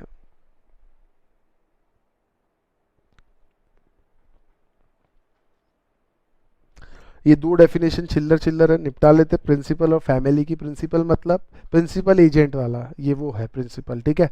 Principal means a person on behalf, agent carries on business of supply और रिसिप्ट ऑफ गुड्स और सर्विस और both. Goods services, receipt of goods और सर्विसेज और बोथ, वो जिस एजेंट के बिहाफ में जो ये काम करता है उसको प्रिंसिपल, प्रिंसिपल के बिहाफ में सॉरी जिसके बिहाफ में एजेंट काम करता है उसको प्रिंसिपल कहते हैं। प्रिंसिपल एजेंट मालूम है आपको, या मुझे गुड्स बेचना है तो मैं एजेंट अपॉइंट करता हूँ, तो मैं हुआ प्रिंसिपल, वो हुआ एजेंट, बस बाकी कुछ नहीं। अब फैमिली में कौन कौन आता है? Family means spouse and children of the person, उसके बीवी, उसके बच्चे, एंड पेरेंट्स, ग्रैंड पेरेंट्स, माता पिता, दादा दादी, भाई बहन, of the person if are wholly or mainly dependent on said person. बड़े काम की लाइन है बेटा, wholly or mainly dependent on said person, dependent है। यानी अगर इंडिपेंडेंट हुए माता पिता, दादा दादी, भाई बहन, तो फैमिली में नहीं आएंगे। इंडिपेंडेंट हुए चिल्ड्रन, तो इंडिपेंडेंट चिल्ड्रन तो भले ही डिपेंडेंट नहीं है तो भी फैमिली में आएंगे। स्पाउस चाहे डिपेंडेंट हो या इंडिपेंडेंट हो, चिल्ड्रन चाहे डिपेंडेंट हो या इंडिपेंडेंट हो, वो फैमिली की डेफिनेशन में आएंगे। लेकिन parents, grand parents, brothers, sisters dependent है तो ही फैमिली की डेफिनेशन में आएंगे। डिपेंडेंट नहीं है तो फैमिली की डेफिनेशन में नहीं आएंगे। आई बात समझ में? चलिए ठीक है, बहुत अच्छी बात है। अब मैं आता हूं बेटा काम की चीज, सबसे इंपॉर्टेंट डेफिनेशन बिजनेस की। टाइम लगेगा, आराम से समझेंगे। ये चीजों को बिजनेस कहा गया है। बिजनेस में टोटल बेटा 9 एक्टिविटीज है। यहाँ पे क्या है? Total 9 activities. ये 9 एक्टिविटीज को दोस्तों बिजनेस माना गया। क्या माना गया? बिजनेस। अब इसमें मैंने इसको बाइफरगेट कर दिया, 2 जनरल एक्टिविटीज और स्पेशल एक्टिविटीज। ये देखिए 4 मैंने जनरल कहा है और स्पेशल में टोटल 5। 4 general 5 special. ऐसा बाइफरगेशन कोई जरूरी नहीं है, ये अपन ने कर दिया है। ठीक है, ध्यान देना। बिजनेस में क्या क्या आता है? Any trade, commerce, manufacture, profession, vocation, vocation यानी पेशा, एडवेंचर, एडवेंचर यानी क्या? गोवा ले गए, हिल प्लेस, ऐसा कोई एडवेंचरियस जगह पे। उसके बाद वेजर, वेजर यानी वेजरिंग एग्रीमेंट, बैटिंग, शर्त वर्त लगाना, गैम्बलिंग करना, वो सब चीज आ गई। वेजरिंग, बैटिंग, ठीक है। जुआ, जुआ बोलते ना उसको। एनी अदर सिमिलर एक्टिविटी, इनके जैसी कोई और similar activities. Important line, whether और not is for pecuniary benefit. Pecuniary benefit मतलब प्रॉफिट मोटिव होता है। क्या होता है बेटा? Profit motive. It means intention to earn profit is not the criterion determining the state of business. मतलब ये एक्टिविटीज कौन सी? Trade, commerce, manufacture, profession, vocation, advantage, adventure, wage or other similar activities. ये एक्टिविटी बिजनेस है sir. हाँ, चाहे profit motive हो या ना हो, उससे मतलब नहीं। आप बोलेंगे मैं ये सब तो कर रहा हूं लेकिन मेरा प्रॉफिट मोटिव नहीं है। अरे भैया वो जाने दो, प्रॉफिट मोटिव हो या ना हो, हमने क्या बोला? उसको बिजनेस मानेंगे। हमने बिजनेस की डेफिनेशन में डाला है तो उसको बिजनेस कहेंगे। समझ आया? हाँ सर समझ आया, बहुत अच्छी बात है। सेकंड बेटा एक चीज ध्यान रखना, जीएसटी बिजनेस टैक्स है, ये भी चीज समझ लीजिए। GST is a business tax, बराबर। GST is a business tax.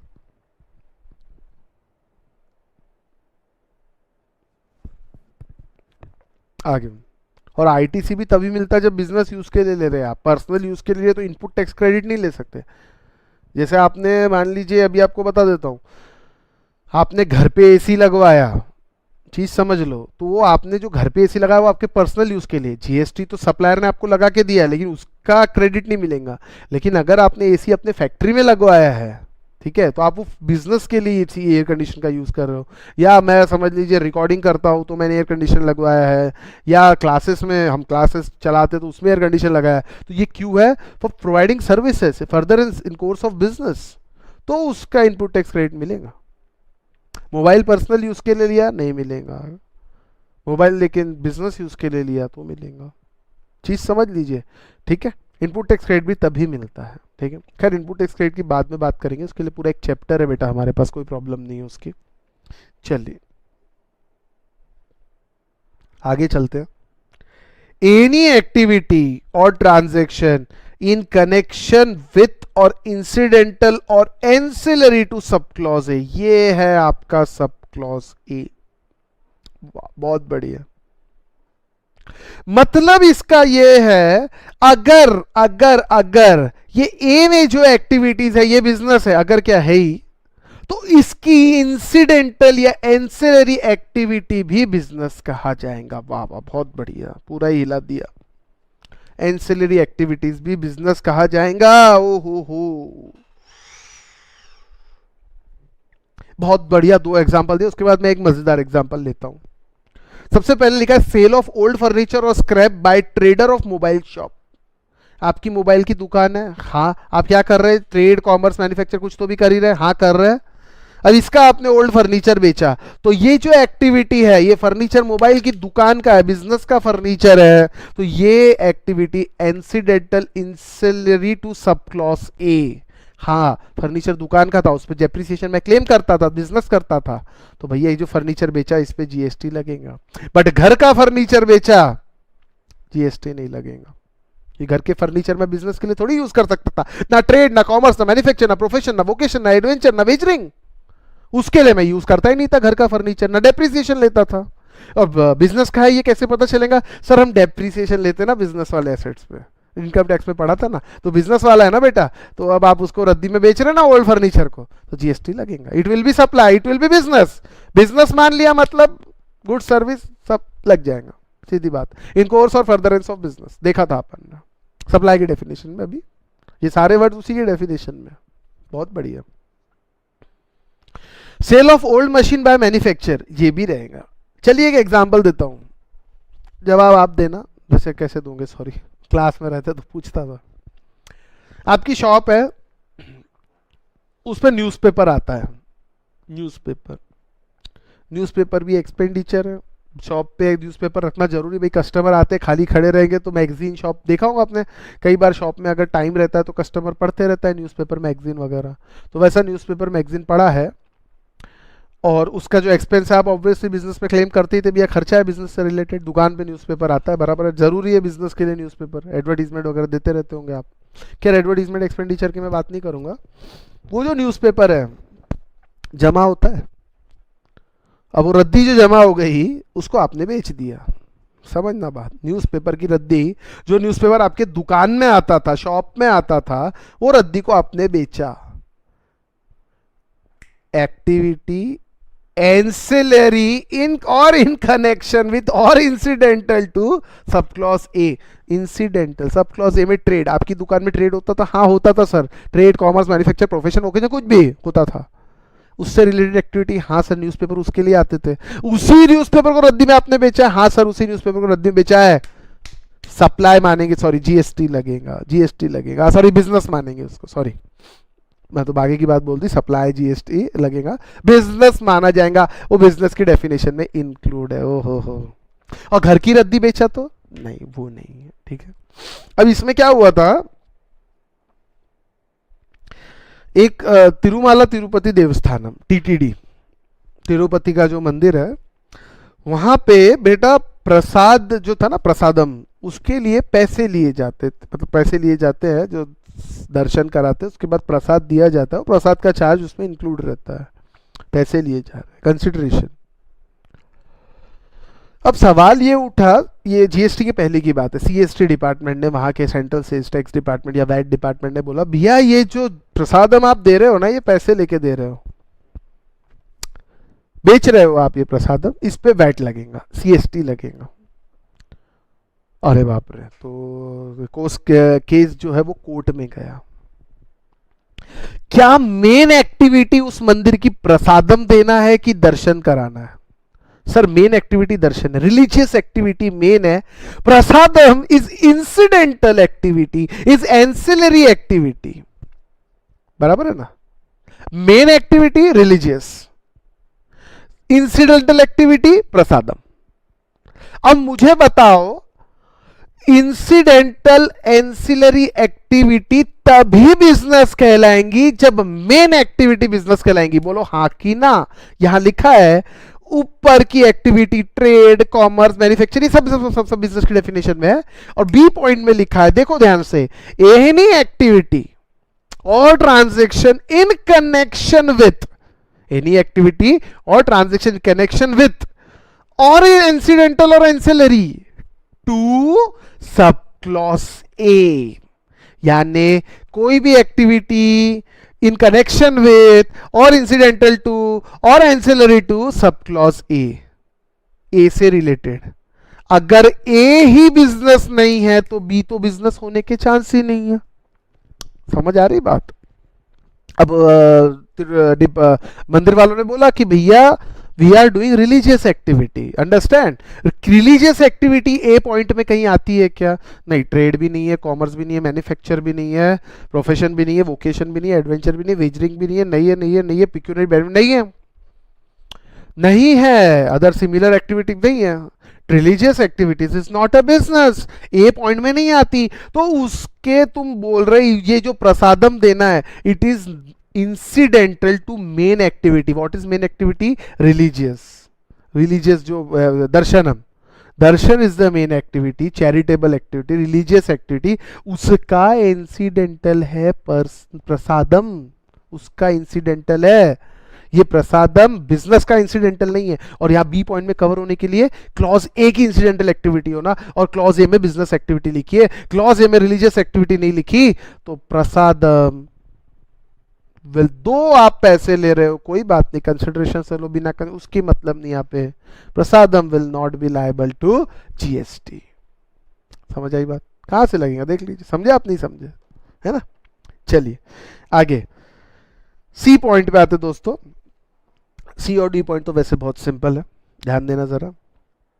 Any activity और ट्रांजैक्शन, आराम से मैं बहुत अच्छे से चल रहा हूं बेटा, ये चैप्टर जो है ना, ये अगर समझ गया तो आगे के 8 चैप्टर बहुत आसान है।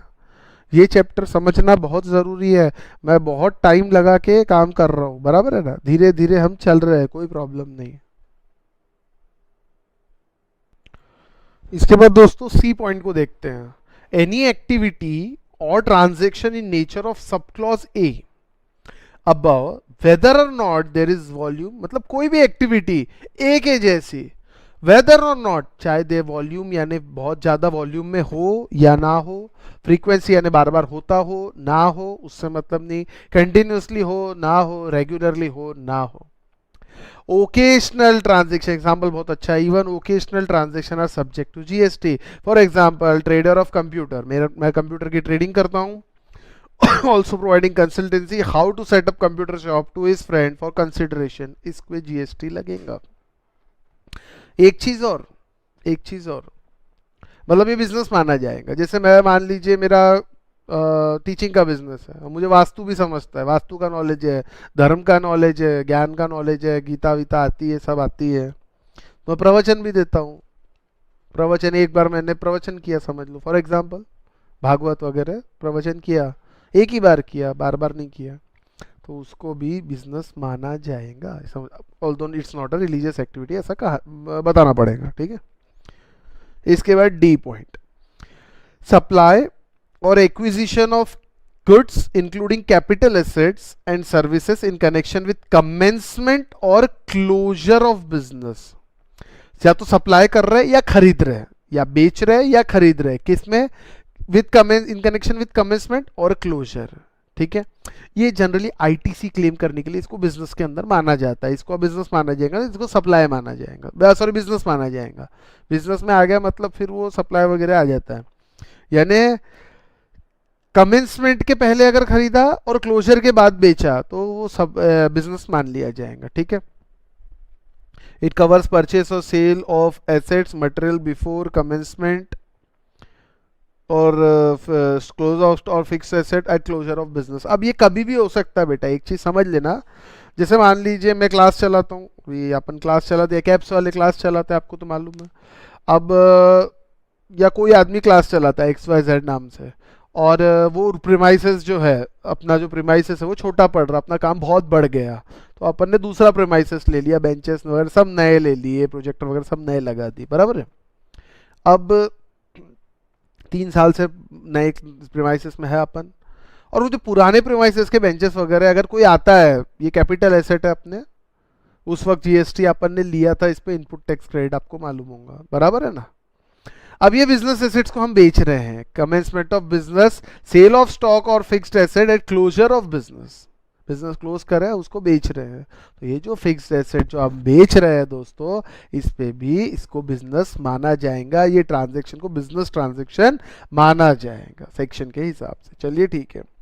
Special activities provision by club, society, association or any such body for subscription or any other consideration of facility to its members, पैसे लेके कोई फैसिलिटी दी जाती है मेंबर्स को तो उसको भी बिजनेस कहा जाता है। अभी एक चीज़ ध्यान रखना, आप अगर फ्लैट में रहते होंगे, फ्लैट में तो एक सोसाइटी रहती है, आपकी जो बिल्डिंग रहती है उसको हम सोसाइटी बोलते हैं। आपसे कॉमन एरिया यूज़ करने के लिए, कॉमन चीज़ें यूज़ करने के लिए मेंटेनेंस लिया जाता है, ये आपको मालूम होगा। मेंटेनेंस भी बिजनेस में आ गया, हालांकि एक एग्जेम्पशन लिमिट है, मैं आपको बता देता हूँ। अगर रेसिडेंशियल सोसाइटी है तो 7,500 तक का पर मंथ मेंटेनेंस जो है वो एग्जेम्प्ट है। अगर इसके ऊपर मेंटेनेंस है तो उस पर भी बिजनेस में माना जाएगा, उस पर भी जीएसटी लगेगा, ये रेसिडेंशियल सोसाइटी पे। और कमर्शियल कॉम्प्लेक्स अगर है तो फिर तो भैया पूरा टैक्सेबल होगा, ये समझ लेना, पूरा के पूरा टैक्सेबल होगा। ठीक है, इसके बाद आता है fifth, admission for a consideration of person of premises, entry ticket to amusement park, Diwali मेला, सिनेमा थिएटर, इन पे भी, इनको भी बिजनेस में मान लिया जाएगा, मतलब सप्लाई के स्कोप में आ जाएंगे, मतलब लेवी हो सकता है, लेकिन जीएसटी की लिमिट ऐसे 20 लाख रुपए है तो। लेकिन एंट्री टिकट, इसको हम बोलते हैं एंट्री टिकट्स, इस पे भी जीएसटी लगता है। Services supplied by person as a holder of office which has been accepted by him in course of furtherance of his trade, profession, vocation। मैं एडवोकेट हूं, जैसे chartered accountant association, ICA, CA institute. अब CA institute के president साहब है, वो president किसको बनाएंगे सीए इंस्टीट्यूट का? किसी को ही बना देंगे क्या? आपको बना देंगे क्या? नहीं सर, हमको कैसे बनाएंगे? वो उन्हीं को प्रेसिडेंट बनाते हैं जो चार्टर्ड अकाउंटेंट है। आपका प्रोफेशन क्या है? Sir chartered accountant. मैंने कौन सा ऑफिस होल्ड किया? Sir president office. कौन सा president office? Sir chartered accountant president office. तो उसके लिए अगर मुझे कुछ मिलता है, उस सर्विसेज सप्लाइड, मैंने सर्विसेज दी अपनी, उसको भी बिजनेस मान लिया जाएगा। कल जाके मैं आईसीए इंस्टीट्यूट का प्रेसिडेंट बन जाता हूँ, बोर्ड ऑफ स्टडीज का चेयरमैन बन जाता हूँ, एग्जाम्पल है बेटा, बोर्ड ऑफ स्टडीज का अगर मैं चेयरमैन बन जाता हूँ या आईसीए प्रेसिडेंट में बन जाता हूँ, तो भैया फिर वहाँ पे कुछ मैं जो सर्विसेज दे रहा हूँ in course of furtherance of my trade, my profession, मैं मेरे प्रोफेशन के लिए दे रहा हूँ। या आप समझ लो किराना दुकान है तो किराना मर्चेंट एसोसिएशन के आप कुछ अध्यक्ष वगैरह बन गए, कपड़ा की दुकान है कपड़ा मार्केट एसोसिएशन के अध्यक्ष बन गए, ऐसा कुछ तो भी। वो क्यों बने आप? क्योंकि आप बिजनेस करते थे कपड़े का, इसलिए आपको अध्यक्ष बनाया गया। प्रोफेशन क्यों? मैं चार्टर्ड अकाउंटेंट था इसीलिए मुझे आईसीए का प्रेसिडेंट बनाया गया। वोकेशन वकील, आई एम एडवोकेट, मुझे ट्रिब्यूनल का आर्बिट्रेशन ट्रिब्यूनल का मेंबर बनाया गया। ठीक है, तो इस केस के अंदर भी वो सर्विस मान ली जाएगी, या सॉरी सप्लाई बिजनेस मान लिया जाएगा। एक्टिविटीज, ये बेटा टोटली सेटर, ये बुकी जैसा होता है। बुकी वगैरह रहते हैं ना, क्रिकेट वाले बुकी जो सेटलमेंट करते हैं, जो बेट लगाते हैं, बेटर्स जो बेट लगाते हैं, ठीक है मैं लिख देता हूँ, जो बेट लगाते हैं इनको अपन टोटली सेटर कहते हैं। ठीक है, activities of race club including by way of totally setter or a license to book maker और activities of license bookmaker, license bookie जिसको हम बोलते हैं क्रिकेट के, ठीक है, वो भी सब बिजनेस के दायरे में आ जाएगा। मतलब समझ लो बिजनेस के दायरे में लाया, मतलब सप्लाई में लाया, मतलब लेवी में लाया, मतलब जीएसटी लगेगा। सेक्शन 7 ही कहानी शुरू होकर सेक्शन 9 तक पहुंचेंगी, समझ लेना बात। एंड लास्ट इज बिजनेस की डेफिनेशन में लास्ट स्पेशल एक्टिविटीज, इसलिए मैंने इसको स्पेशल एक्टिविटीज में बाइफरगेट किया है, बराबर है। एनी एक्टिविटी और transaction undertaken by central government, state government or local authority on which they are engaged as public authorities. ठीक है, गवर्नमेंट ने पब्लिक टॉयलेट बना दिया, बराबर है। Any activity transaction undertaken by central government और state government or local authority, Nagpur municipal corporation ने समझ लीजिए टॉयलेट बनवा दिया, बराबर है, पब्लिक अथॉरिटीज, ठीक है, उसके लिए बनाया। This clause make it clear that even the supplies of goods और सर्विस और बोथ अंडरटेकन बाय गवर्नमेंट, अगर गवर्नमेंट भी सप्लाई करती है, चाहे वो स्टेट गवर्नमेंट हो, चाहे सेंट्रल हो, चाहे लोकल अथॉरिटी हो, वो भी बिजनेस के डेफिनेशन में कवर हो जाएंगे। टॉयलेट बना दिया पब्लिक, 2 रुपए 5 रुपए ले रहे हैं टॉयलेट के लिए, तो भैया वो भी बिजनेस के डेफिनेशन में कवर्ड है। वेरी गुड, बिजनेस का डेफिनेशन हुआ। अब हम आते हैं दोस्तों कंसिडरेशन पे। कंसिडरेशन मतलब क्या? कंसिडरेशन मतलब कॉमन टर्म से आप समझोगे पैसा देना, लेकिन उसका मतलब क्या ये देखते हैं, ठीक है। कंसिडरेशन की डेफिनेशन दोस्तों सेक्शन 231 में दी है। सेक्शन से याद रखने की जरूरत नहीं है, ये बता देता हूँ आपको, नॉट मच इंपॉर्टेंट। अब कंसिडरेशन की डेफिनेशन में consideration in relation to supply of goods. Consideration मतलब क्या, सिंपल भाषा में बोलो तो पैसे मिलना होता है सर, बराबर है ना, ऐसा सबको मालूम है। लेकिन जरा डेफिनेशन पे जाते हैं, जरा शब्दों से खेलते हैं, ठीक है, शब्दों से थोड़ा खेल के देखते हैं, बड़ा मजा आएगा।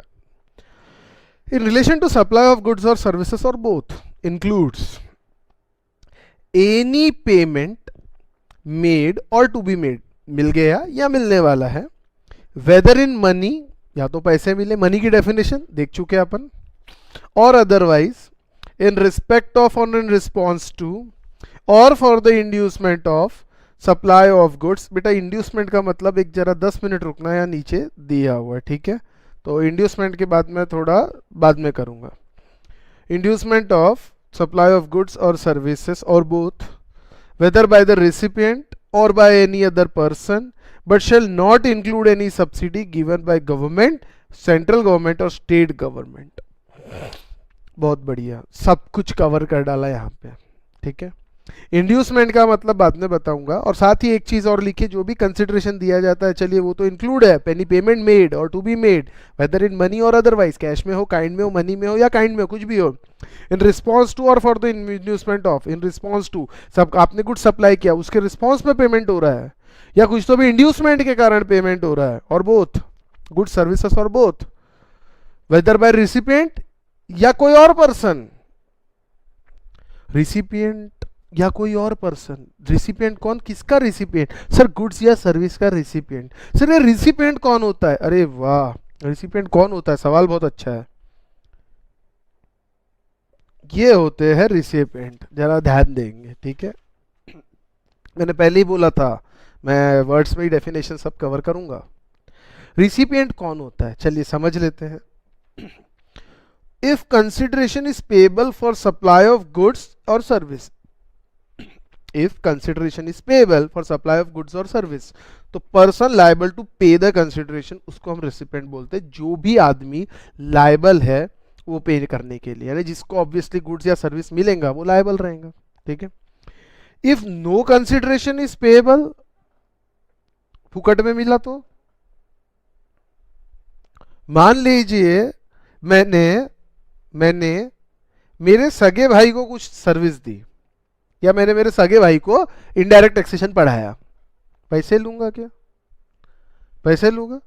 आपने कुछ तो भी सप्लाई किया, सॉरी कोई गुड्स सप्लाई किया, गुड्स, सर्विस नहीं।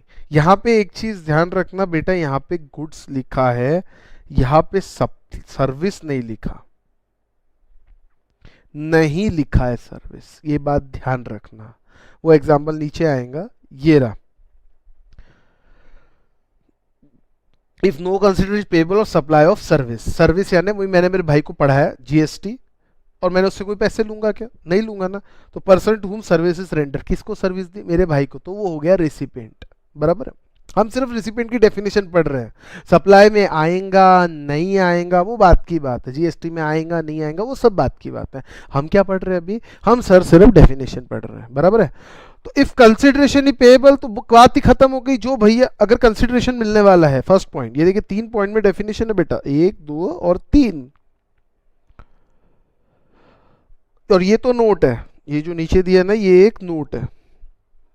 मैं आपको बताऊं, पहला क्या, रिसिपिएंट कौन, हु इज द रिसिपिएंट। अगर कंसिडरेशन पेएबल है, मतलब ये जो आप गुड्स सप्लाई कर रहे हो या सर्विस सप्लाई कर रहे हो, ये फुकट में नहीं दे रहे, इसके बदले कंसिडरेशन देना पड़ेगा सामने वाले को। तो रिसिपिएंट कौन हुआ गुड्स सर्विस का? सर रिसिपिएंट वो हुआ जो लायबल है कंसिडरेशन पे करने के लिए, बराबर। अभी जो पैसे देंगे वो रिसिपिएंट, बराबर है। सेकेंड, सर अगर कंसिडरेशन नहीं है तो no consideration is payable for supply of goods. यहां सर्विस नहीं है बेटा, इंटेंशनली नहीं है, ध्यान रखना, पता चलेगा 2 मिनट बाद। No consideration is payable for supply of goods, oh my god. तो क्या person to whom goods are delivered या मेड अवेलेबल, ये बड़े काम का वर्ड है, मेड अवेलेबल। शब्दों से परे जाएंगे थोड़ा सा, बराबर है। और to whom possession use of goods is given या made available. Very good, very good, very good.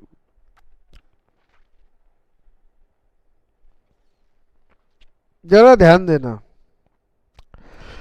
Person to whom goods are delivered. देखिए बेटा, एक एक शब्द का मतलब समझा रहा हूं मैं आपको, इतना डिटेल में नागपुर में तो कोई फैकल्टी नहीं पढ़ाता, ये तो कंफर्म है, ठीक है ना। बाकी का मुझे नहीं पता, लेकिन नागपुर में कोई फैकल्टी नहीं पढ़ाएगा आपको। मैं एक एक वर्ड और समझा रहा हूं, देखिए कैसे घुमाया है जीएसटी लॉ को, घुमाया इन द सेंस हर चीज कवर करिए। अब देखना, आपको खुद को समझेगा यहाँ पे मेड अवेलेबल और डिलीवर्ड में क्या फर्क है। बेटा डिलीवर्ड का मतलब उठा के देना। क्या बोला मैंने? उठा के देना। आप मान लीजिए आपको फ्रिज खरीदनी है। क्या खरीदनी है? एक फ्रिज खरीदनी है। तो गुड्स में मूवमेंट होना चाहिए। गुड्स मतलब गुड्स गुड्स कब कह रहा था? कुछ तो मूवमेंट होना चाहिए, बराबर है ना। अब आपने फ्रिज ली, आप दुकानदार के पास गए, आपने पैसे दिए, वो फ्रिज आपके घर पे पहुंचेगा। गुड्स में मूवमेंट हुआ ना, फ्रिज उठा के आपके घर पे पहुंची या आप घर पे खींच के लेकर आए, कुछ भी हो, गुड्स में मूवमेंट हुआ, बराबर है ना। एग्जाम्पल, डिलीवर की गई, आपके डोर स्टेप पे डिलीवरी हुई। डिलीवरी का मतलब होता है बेटा गुड्स में मूवमेंट हुआ, कुछ तो भी, बराबर है ना, मूवमेंट हुआ। लेकिन उन गुड्स का क्या, उन चीजों का क्या जिसमें मूवमेंट ही नहीं हो, तो क्या उसको रिसिपिएंट नहीं बोलेंगे? बहुत बढ़िया सवाल उठाया है। चलिए मैं एक एग्जाम्पल देता हूं। एग्जाम्पल, हाँ बढ़िया एग्जाम्पल देता हूं। मान लीजिए मैं बहुत बड़ा टीचर बन जाता हूं, ठीक है, ठीक है, अभी तो ज़्यादा बड़े हैं नहीं, आप लोगों ने साथ दिया तो बहुत बड़े टीचर बन गए। और मेरे 2-3 प्रीमाइसेस हो जाते हैं, कोचिंग क्लास हो जाती है, कम से कम, हाँ 3-4 प्रीमाइसेस, 3-4 फ्लोर की एक बिल्डिंग धर्मपेट में, और वेल इक्विप्ड बिल्डिंग, मतलब हर फ्लोर पे 4 फ्लोर है समझे, चारों फ्लोर पे प्रोजेक्टर, माइक, बेंचेस, सब सब सब बढ़िया बढ़िया, ए क्लास क्वालिटी का, ठीक है। सोचना तो बड़ा ही सोचेंगे। मैं फिलहाल क्लास जीएसटी की ले रहा हूँ, इनडायरेक्ट टैक्सेशन, और फाइनल में भी जीएसटी लेता हूँ समझ लीजिए, और इकोनॉमिक्स लेता हूँ। तो मुझे 2 फ्लोर सफिशिएंट, एक फाउंडेशन लेवल के लिए, एक इंटर लेवल के लिए। फाइनल के तो वैसे ही पेन ड्राइव्स बिकते हैं, रिकॉर्डिंग मेरी वहीं पे हो जाती है। नीचे के 2 फ्लोर खाली पड़े, नीचे के 2 फ्लोर खाली पड़े, बराबर है। अब ध्यान देना, इसके अंदर वो फ्लोर खाली पड़ा है, क्लासरूम है या उसके अंदर प्रोजेक्टर भी है, उसमें बेंचेस भी है, उसमें सब है। इस बेंच है गुड? हाँ सर बेंच गुड्स है। प्रोजेक्टर गुड्स है? हाँ गुड्स है सर, माना। और वो आप मेरे पास आते हो, सर मुझे भी एक क्लास लेनी है सर, मेरे पास जगह नहीं है, तो क्या आप मुझे क्लास लेने के लिए दोगे क्या? 2 घंटे के लिए सर, सिर्फ 2 घंटे के लिए चाहिए, बराबर है। मैं बोला हाँ ठीक है ले लो भैया, मुझे क्या प्रॉब्लम है। आप मुझसे पूछो सर पैसे, मतलब अरे यार बस क्या यार, इतनी सी बात कर दी, पैसे की क्या बात कर दी यार, 2 घंटे की बात है, ले ले तू, फ्री ले ले, तेरे लिए कोई कंसिडरेशन नहीं। सेकंड केस में बैठेंगे, क्या बैठ रहे हैं? No consideration is payable for supply of goods. ओ हो सर, गुड्स कहाँ से आए सर? यहाँ पे तो गुड्स है ना, क्या यूज करने के लिए मैं उसको दे रहा हूँ? क्या यूज करने के लिए दे रहा हूँ? सर आप उसको प्रोजेक्टर यूज करने दे रहे हो, प्रोजेक्टर गुड है। सर आप उसको बेंचेस यूज करने दे रहे हो, गुड्स है, दे रहे हो ना। मतलब आपने क्या उसको उठा के दिया? डिलीवरी की क्या? नहीं सर डिलीवरी कहाँ की, वो मेरी जगह पे आया, उसने पढ़ाया और निकल गया। मेड अवेलेबल, मैंने उसको प्रोजेक्टर मेड अवेलेबल किया, मैंने बेंचेस मेड अवेलेबल किया, मैंने माइक मेड अवेलेबल किया, मेड अवेलेबल को भी कवर किया। देखो शब्दों के परे जाओ, देखो कितना कुछ कवर कर दिया डेफिनेशंस में, बराबर है। मेड अवेलेबल और टू whom पोजीशन या use of goods is given. या तो आप पोजीशन दे रहे हो या यूज करने के लिए दे रहे हो। पोजीशन भी दिया, यहाँ पे बेंचेस का भी है, ये 2 घंटे के लिए तेरा पकड़, इसको कुछ कम ज्यादा हुआ तो तेरी जवाबदारी। पोजीशन में दिया, अपने माइक हाथ में दिया उसके, या यूज करने के लिए दिया, use of goods is given या मेड अवेलेबल। गिवन याद दे दिया या मेड अवेलेबल, भैया वही पड़े गुड्स। गुड्स में मूवमेंट नहीं हुआ सेकंड केस में, सबसे बड़ी बात यह डिलीवर्ड नहीं हुआ। अगर डिलीवर्ड वर्ड रहता, मेड अवेलेबल वर्ड नहीं रहता, तो यहाँ पे जो इस टाइप की सर्विसेज या इस टाइप के गुड्स दिए जाते हैं ना, वो रिसिपेंट नहीं बनते। ओहो, रिसिपेंट नहीं बनते तो फिर प्रॉब्लम हो जाती है। कंसिडरेशन मिलना चाहिए 7(1)(a). सबसे इंपॉर्टेंट वर्ड है यहाँ पे कंसिडरेशन, और कंसिडरेशन रिसिपेंट से मिलता है, और रिसिपेंट ही नहीं तो कंसिडरेशन, बहुत प्रॉब्लम हो जाता। इसीलिए मेड अवेलेबल को भी ऐड किया गया। समझ आया? आई होप समझ गया। तीसरा, और यहाँ पे लिखा सर्विस, सर्विस के लिए अलग। If no consideration is payable supply of service to whom service is render, जिसको आप सर्विस दे रहे हैं वो। अब सर्विस कोई मेड अवेलेबल या वो तो रहती नहीं है, ठीक है, कोई गुड्स तो है नहीं जिसमें डिलीवरी होंगी, बराबर है ना। सर्विस को ऐसे तो नहीं ले जाके तेरे को दे दिया, नहीं, जिसको आप रेंडर कर रहे हो, वर्ड्स अलग डाल दिए। अब नोट यहाँ पे एक चीज है, recipient includes an agent acting on behalf of the recipient in relation to goods and service और सर्विस सप्लाइड। रिसिपिएंट के बिहाफ में अगर उसका एजेंट आपसे कोई सर्विस ले रहा है या कोई गुड्स ले रहा है, तो हम ये मानेंगे कि रिसिपिएंट ने लिया। Principal sorry agent represents its principal, तो यहां पे रिसिपिएंट मान लीजिए एजेंट है, भाई किसके हाथ में मिला, ठीक है ना, मेड अवेलेबल, किसको आपने मेड अवेलेबल, एजेंट को दिया, बराबर है, पोजीशन एजेंट को दिया, कोई बात नहीं, कोई बात नहीं, लेकिन किसके बिहाफ में दिया, रिसिपिएंट के बिहाफ में दिया ना। और चलो person liable to pay, agent is liable to pay, लेकिन on whose behalf, sir principal के बिहाफ में, तो ऐसे केस में उसको रिसिपिएंट मान लिया जाएगा। Recipient includes, always includes agent acting on behalf of recipient. Original recipient के बिहाफ में एजेंट एक्ट कर सकता है, कोई प्रॉब्लम नहीं है, तो आप रिसिपिएंट को रिसिपिएंट मानेंगे, बराबर है, प्रिंसिपल को ही रिसिपिएंट मान लिया जाएगा। चलिए, रिसिपिएंट की डेफिनेशन बेटा कवर कर दी। अब यहां पे जरा आ जाता हूं, ये देखिए सर, ये वर्ड्स बड़े भारी भारी थे, but shall not include supply, okay, subsidy given by central or state government. इसके अंदर चलिए थोड़ा आपको बता देता हूं मैं कंसिडरेशन। चलिए मैं आपको बताता हूं, आप फार्मर हो, इमेजिन आप फार्मर हो, यू आर द फार्मर। आपको मालूम है फर्टिलाइजर पे गवर्नमेंट कई बार सब्सिडी देती है, ठीक है। आपने वो फर्टिलाइजर्स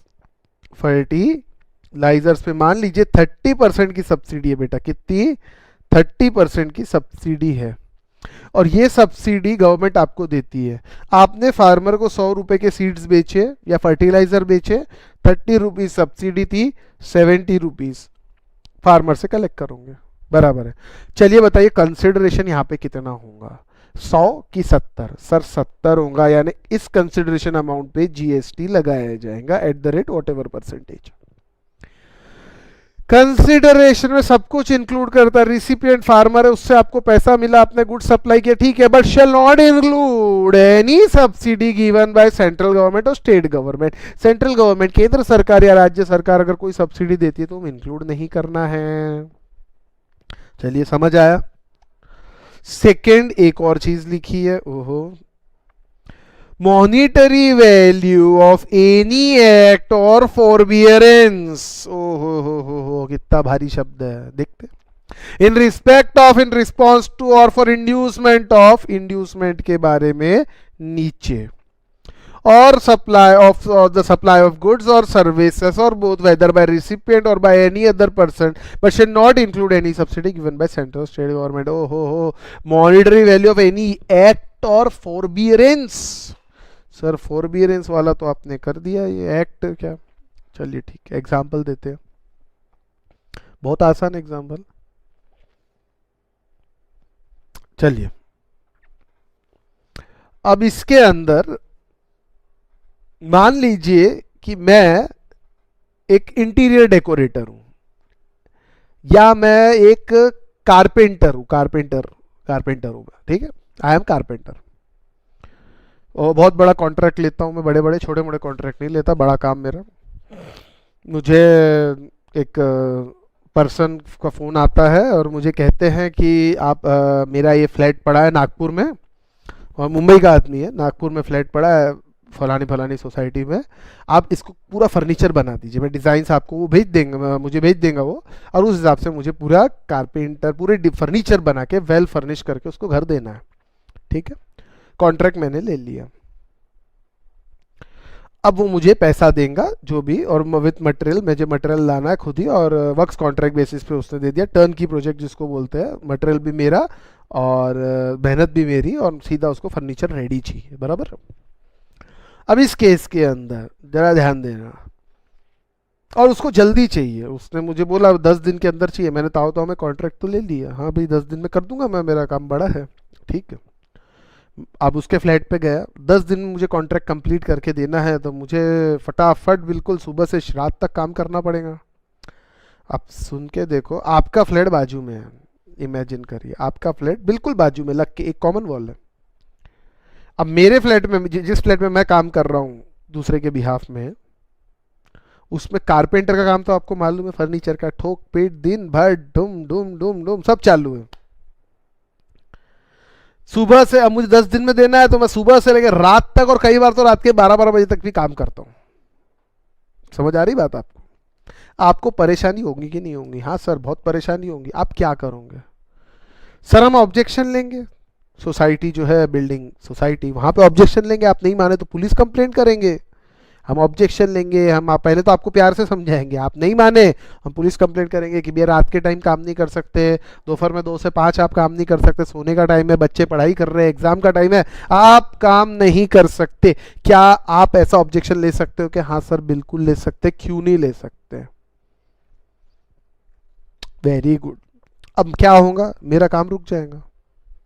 मेरे कारपेंटर का फोन आया आदमी का मेरे पास, सर वो ऐसा ऐसा ऑब्जेक्शन हो गया, तो काम रुक गया। मैं आता हूँ आपके घर पे, क्या हो गया भैया, क्यों ऐसा? तो पहले आप बिल्कुल मेरे पे चढ़ गए, ऐसा काम होता क्या, ऐसा होता क्या, ऐसा। मतलब प्लीज़ कोऑपरेट करिए, देखिए पड़ोसी है, आगे जाके फ़ायदा होगा। आप सुनने को तैयार नहीं हो। नहीं नहीं, हम क्यों कोऑपरेट करें, हमारा सोने का टाइम है, ये है वो है, एक्सेट्रा एक्सेट्रा, है कि नहीं? तो अब इस केस के अंदर मैं एक दिमाग लगाता हूँ। मैं आपका हॉल देखता हूँ आके, आपका हॉल में कोई फर्नीचर नहीं है, ना कुछ इंटीरियर हुआ है। तो मैं आपको बोलता हूँ एक काम करिए, देखिए आपके हॉल का इंटीरियर हुआ है क्या? आप बोलते नहीं, उससे आपको क्या करना है, ऐसा आप बोलते हैं। मतलब अभी बात सुनिए, मैं आपके हॉल का इंटीरियर और साथ में हॉल का फर्नीचर फ्री बना के देता हूँ। मैं आपको फर्नीचर बना के देता हूँ, ऐसा मैं आपको कहता हूँ कि मैं आपको फर्नीचर बना के देता हूँ। तो आपने बोला भैया हमारे पास बजट नहीं है, तो मैं कहता पैसे मांगे मैंने आपसे? पैसे नहीं मांगे ना। मैं फ्री ऑफ कॉस्ट ये काम आपको करके दूंगा, फ्री में, कोई पैसे नहीं लूंगा आपसे, बस मटेरियल का पैसा आप मुझे दे दीजिए। देखिए बाजू वाले का मैं लकड़ा प्लाईवुड सब ला ही रहा हूँ, साथ में आपका भी मटेरियल लेके आ जाऊंगा, डिस्काउंट भी मिल जाएगा, बल सिर्फ मटेरियल का जो मिनिमम पैसा है आप वो मुझे दे दीजिए। अब आप पूरा बढ़िया हॉल में पूरा डेकोरेट कर दूंगा। आप लोगों ने सोचा अरे ऐसा कैसा, फ्री में तो कभी कुछ मिलता नहीं है, और ये सामने वाला फ्री में कैसे दे रहा है? तो आप कहते हैं हमको क्या करना होगा? तो मैं आपको कहता हूँ बेटा आपको ऑब्जेक्शन उठाना पड़ेगा। उठाना यानी ऑब्जेक्शन वापस लेना पड़ेगा। जो आपने कंप्लेंट फाइल की है या पुलिस में या सोसाइटी में, वो कंप्लेंट आप वापस ले लीजिए कि मैं यहाँ काम नहीं कर सकता। जो आपने कंप्लेंट फाइल की है उसको आप वापस ले लीजिए। Monetary value of any act or फॉरबियरेंस, आप बियर, जो फॉरबियरेंस आपने फाइल किया है, फॉरबियरेंस बराबर है, झेलना, फॉरबियरेंस, फॉरबियर विथ मी बोलते ना अपन कई बार। तो भैया इन रिस्पेक्ट और रिस्पॉन्स टू, अब ये मैंने घर बना के दिया आपको, आपके घर का इंटीरियर करके दिया, मैंने कैसे दिया? फॉरबियरेंस के लिए दिया। मेरा बाजू वाले का घर नहीं बन पा रहा था और मेरा काम चालू था, आपने ऑब्जेक्शन फाइल किया, तो मैंने फॉरबियरेंस के लिए आपका मैंने काम करके दिया। मैंने, और कंसिडरेशन क्या होगा यहाँ पे? एनी मॉनिटरी वैल्यू, क्या वैल्यू हुई?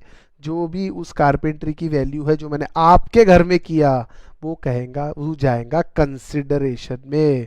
आपने ऑब्जेक्शन छोड़ दिया, मैंने कहा फॉरबियर करो, मुझे ऑब्जेक्शन छोड़ो, तो मैं आपका ये काम करके देता हूँ। मैंने क्यों किया ये काम? सर आपने ऑब्जेक्शन, हमने ऑब्जेक्शन उठाया इसलिए आपने हमारा काम करके दिया, तो ये जो काम करके दिया ना, इसकी जो मॉनेटरी वैल्यू है भी कंसिडरेशन में आएंगी। बराबर समझ आई बात? चलिए एक प्रोवाइडेड इंड्यूसमेंट बताता हूँ, जरा 2 मिनट रुकना। इंड्यूसमेंट बताता हूं। पहले ये provided that deposit given in respect of supply of goods और सर्विस और both shall not be considered as payment made for such supply unless supplier applies such deposit for as consideration for such supply. इस case में ये कहना चाहता है कि भैया कई बार हम लोग डिपॉजिट देते हैं, कई बार हम लोग डिपॉजिट पेमेंट करते हैं। मान लीजिए सेफ्टी से गुड्स मेरे पास पहुंच जाए या सेफ्टी से कोई सप्लाई सर्विस करने के लिए डिपॉजिट दिया जाता है, वो डिपॉजिट रिफंडेबल रहता है। जैसे ही टेन्योर कंप्लीट होता है वो डिपॉजिट वापस दे दिया जाता है, बराबर है ना। तो जो डिपॉजिट अगर दिया जाता है जो कि रिफंडेबल डिपॉजिट रहता है उसको कंसिडरेशन मत समझिए, अनलेस अगर आपने वो डिपॉजिट पेमेंट के लिए यूज कर लिया, जैसे आखिरी में सामने वाले ने पैसे नहीं दिए। फॉर एग्जाम्पल मैंने मेरा घर आपको रेंट से दिया, rent service is renting house is a service, बराबर। आप 10,000 रुपये महीना भाड़ा तय हुआ और मैंने आपसे 30,000 रुपये डिपॉजिट लिया। आपने 9 महीने तो भाड़ा दिया, उसके बाद आप भाड़ा नहीं दे रहे, मैंने बोला खाली करो। दूसरे महीने भी आपने भाड़ा दिया, बोला खाली करो। तीसरे महीने भी आपने भाड़ा दिया, मैंने खाली करो। फाइनली आप खाली करके चले गए। अब आपने 30,000 मुझे डिपॉजिट के तौर पे दिए थे, लेकिन आपने रेंट नहीं पे किया।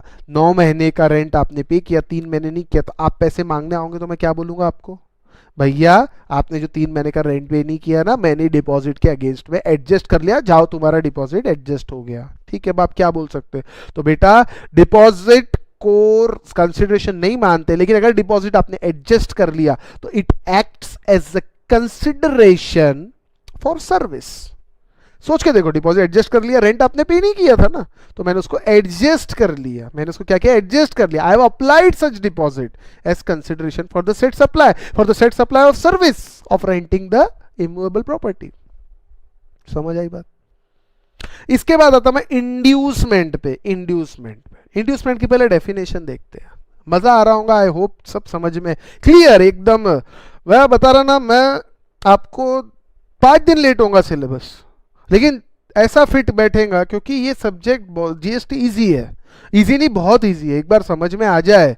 ऐसे तो डिफिकल्ट है, लेकिन समझाने का तरीका प्रॉपर, एक एक चीज क्यों हो रहा, क्या हो रहा, हमको समझे तो सही। और इससे क्वेश्चंस आएंगे तो आपको तकलीफ नहीं जाएगी, कौन सा प्रोविजन क्या लगाना, बड़ा आसान जाएगा। ठीक है ना। अब इतनी डेफिनेशन तो कोई नहीं पढ़ाता आपको, बता रहा मैंने पूरा घंटे खराब कर दिया है। पिछले एक लेक्चर पूरा डेफिनेशन से वही घूम रहा हूँ मैं, कारण आगे तकलीफ नहीं जाए। आगे के सब लेक्चर्स में आसान नहीं जाएंगे आपको, क्योंकि समझ में आना चाहिए ना चीज क्या कर रहे हैं। तुरंत रिसिपेंट, अच्छा ये रिसिपेंट, कंसिडरेशन, ये consideration, okay money, securities, business, ये सब समझ में आएंगे। ये सब क्या है भैया, एक छोटे से पैरा में इतने सारे शब्द लिखे थे, ये शब्द का मतलब क्या हमको पता तो चले। क्या हम जो सोच रहे वही ये मतलब है कि डेफिनेशन से जीएसटी में इसका मतलब अलग है? नहीं बेटा, जीएसटी में इसका मतलब अलग है। क्या कवर किया क्या नहीं किया सब अपने को देखना है। क्या गुड्स, क्या सर्विस, क्या बिजनेस, क्या रिसिपेंट, क्या सप्लायर, क्या कंसिडरेशन, क्या रिसिपेंट, सब चीजें अलग अलग। ठीक है ना, इसलिए मैं आराम आराम से अच्छे से चल रहा हूं। ठीक है। इसके बाद inducement means to give something to a person that he will do to something else in return. Inducement means to give something to a person so that he will do something else in return. Very good. चलिए बेटा इसका example लेते, बहुत अच्छा example. मान लीजिए आप बस के ड्राइवर हो, एक बस चलाते हो, बस के ड्राइवर हो। आपने कभी देखा है, मतलब जैसे आप दूसरे एक स्टेट से दूसरे स्टेट में जाते होंगे या कहीं दूर जाते, 300-400 किलोमीटर की जर्नी है, तो जनरली बस वाले बीच में गाड़ी 1-2 बार रोकते हैं। किसी को टॉयलेट करना है, किसी को कुछ खाना नाश्ता करना है, तो कोई ना कोई रेस्टोरेंट पे वो गाड़ी रोकी जाएगी, बराबर। अब वो गाड़ी बस रोकी जाती है।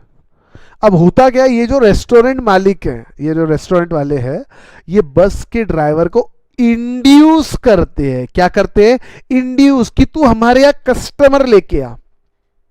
इंड्यूस करते कस्टमर लेके आ। तो बोलेगा मुझे क्या मिलेगा, आप बोलेंगे मुझे क्या मिलेगा।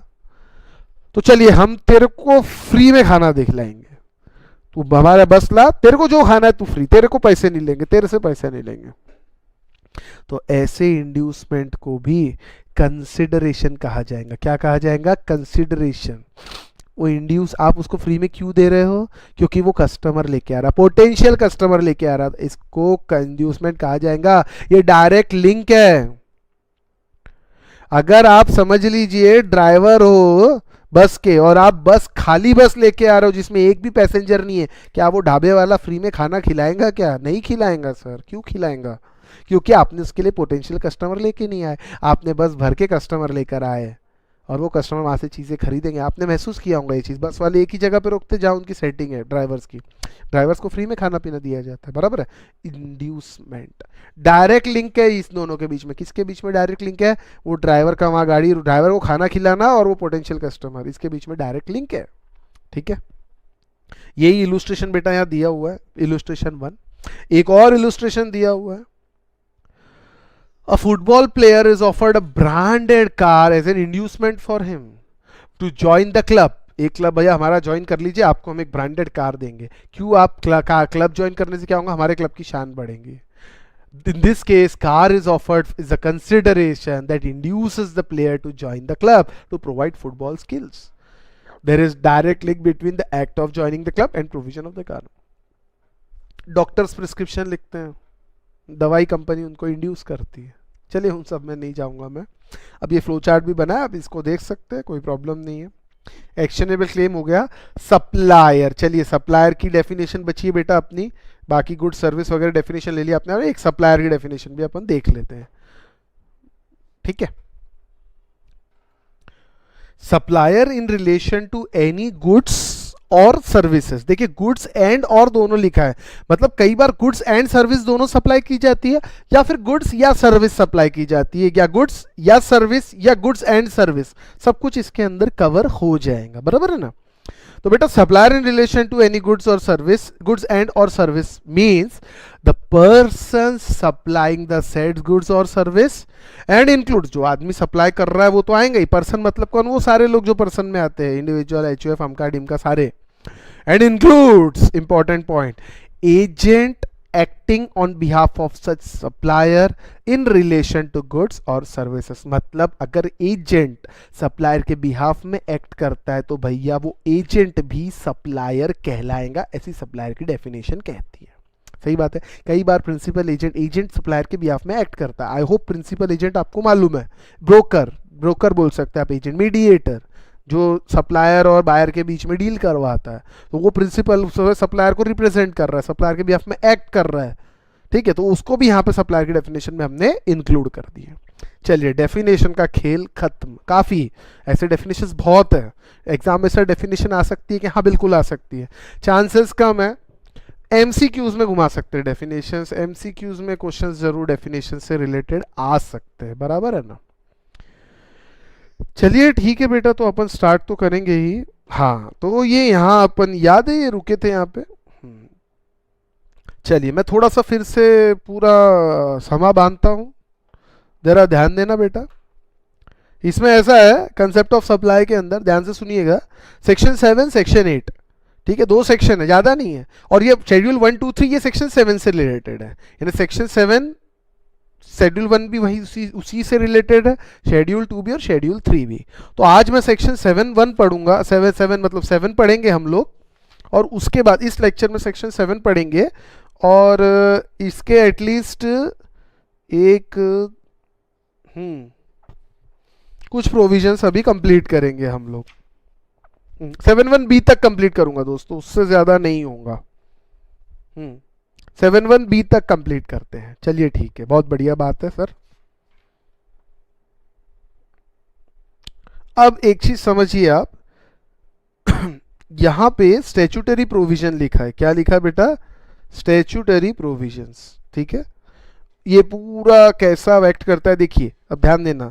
Section 7 subsection 1 clause A, 7(1)(b), 7(1)(c), इसके अंदर बेटा एक 7(1)(d) भी था, जिसको हटा के उसके जगह 1(a) आया है। मतलब एक था अब नहीं है।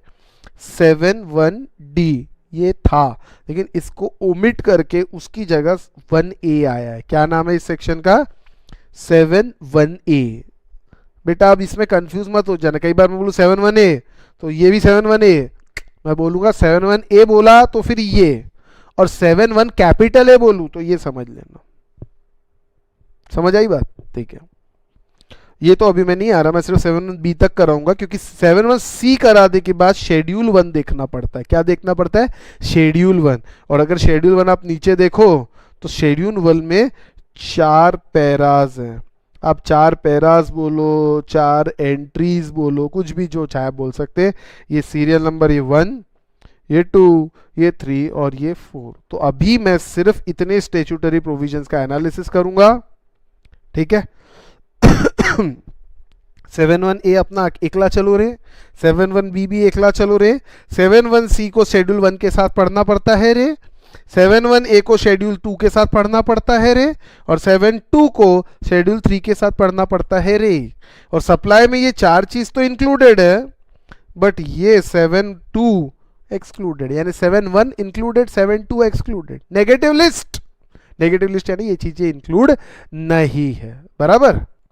तो बेटा बेसिकली उस स्टैट्यूटरी प्रोविजंस का एनालिसिस है। स्टैट्यूटरी प्रोविजन यानी लॉ की लैंग्वेज में जो लिखा है वो एज इट इज लिखा है, बेयर एक्ट में जो लिखा है एज इट इज लिखा है, और एनालिसिस में इसी चीज को एनालाइज किया है।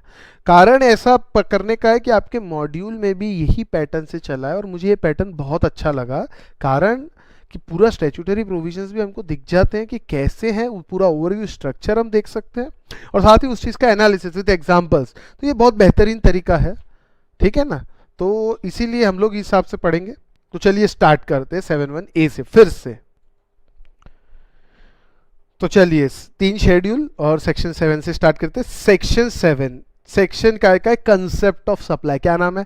Concept of supply under CGST act. CGST, अब किसी एसजीएसटी एक्ट में ये अलग सेक्शन नंबर हो सकता है, लेकिन हमको उससे मतलब नहीं, कंटेंट सेम है। कंटेंट क्या है? सेम है एकदम, तो कोई प्रॉब्लम वाली बात नहीं, बराबर है। सीजीएसटी एक्ट का सेक्शन 7 जिसका नाम है कंसेप्ट ऑफ सप्लाई, ठीक है। Following section and schedule shall be discussed in this chapter two understand the concept of supply. बस ये पूरे चैप्टर, पूरे सेकंड चैप्टर में ये 3 चीजें पढ़नी है, इसके अलावा और कुछ नहीं पढ़ना है, बराबर है। तो मैं स्टार्ट कर रहा हूं दोस्तों। मैं सिर्फ 7-1 ए और 7-1 बी ये लेक्चर में कवर करूंगा, इससे ज्यादा मैं लेक्चर में कवर नहीं करूंगा, क्योंकि 7-1 सी कवर करने के लिए पूरा शेड्यूल 1 कवर करना पड़ेगा, और शेड्यूल 1 कवर करना जोक नहीं है, उसको मतलब पौन घंटा लगता है। अभी ये लेक्चर करूंगा तो 2.5 घंटे तक पहुंच जाएगा लेक्चर, और मैं नहीं चाहता 2.5 घंटे के लेक्चर आपको देखना पड़े, ठीक है। तो चलिए दोस्तों एक बार फिर से शुद्ध मन से स्टार्ट करते हैं, मजा आ गया। सेक्शन 7-1 ए, ये रहा। सप्लाई इंक्लूड्स, इंक्लूसिव डेफिनेशन है। और एक चीज और बता दूं, ये जो 7-1 है ना, ये सप्लायर के व्यू पॉइंट से है, फ्रॉम सप्लायर्स व्यू पॉइंट, उसके पॉइंट ऑफ व्यू से गवर्नमेंट ने डेफिनेशन बनाई है, बराबर है। All forms of supply, all किसी भी फॉर्म में आप सप्लाई कीजिए, ऑफ गुड्स और सर्विस और both, such as sale, transfer, barter, exchange, licence, rental, lease, disposal, किसी भी फॉर्म में आप सप्लाई कीजिए। साथ ही साथ सप्लाई मेड और एग्रीड टू बी मेड, इसके बारे में भी आपको बताया था। मेड और एग्री टू बी, या तो सप्लाई कर दिया या एग्री किया कि हाँ मैं आपको सप्लाई करूंगा, मतलब सप्लाई हो गया। एग्री किया तो भी सप्लाई हो गया, ऐसा डेफिनेशन कह रही है। For a consideration by a person, किसी पर्सन ने एग्री किया फॉर अ कंसिडरेशन। अगर कंसिडरेशन नहीं होगा तो ये डेफिनेशन नहीं, मैं यहां इस 7-1 ए में नहीं आएगा। कंसिडरेशन नहीं होगा 7-1 ए में नहीं आएगा, बराबर है। और होना क्या जरूरी है? Sale, transfer, barter, exchange, licence, rental, lease, disposal, ये सब होना जरूरी है। मेड और एग्री टू बी मेड भी होना जरूरी है, लेकिन for a consideration, for a consideration by a person, person आपको मालूम है कौन? इन कोर्स और furtherance of business, business continuation के लिए जरूरी है, या in course of business, during normal course of business. Business क्या होता है ये भी आपको पता है, यानी पर्सनल लेवल पे रहा तो फिर कैसा? पर्सनल लेवल जीएसटी नहीं लगेगा, नहीं जीएसटी लगेगा, जीएसटी लगेगा, लेकिन नीचे जरा ध्यान देना। चलिए आगे बताता हूं, पहले इतना आपको समझा, ठीक है। अब ये बोथ के अंदर बेटा आपको बताया था मैंने, वर्क्स कॉन्ट्रैक्ट वगैरह आता है ना, वर्क्स कॉन्ट्रैक्ट वगैरह आता है, ये मैंने बताया था आपको, तो ये चीज थोड़ा ध्यान रखना। इसके बाद सेक्शन 7-1 ए, यहां पे अब इसको हम एनालिसिस देखेंगे, इसी का एनालिसिस ध्यान देना जरा बेटा। सप्लाई इंक्लूड्स, ठीक है ना, देखना अभी हम कहां चल रहे, कौन सी गाड़ी चल रही है हमारी, ये इसको चार्ट समझिए। 7-1 की गाड़ी में बैठे हैं अभी हम। सबसे पहले सप्लाई में दो चीज है बेटा, सप्लाई में क्या है, दो चीज है सर, एक इंक्लूड्स है, एक एक्सक्लूड्स है।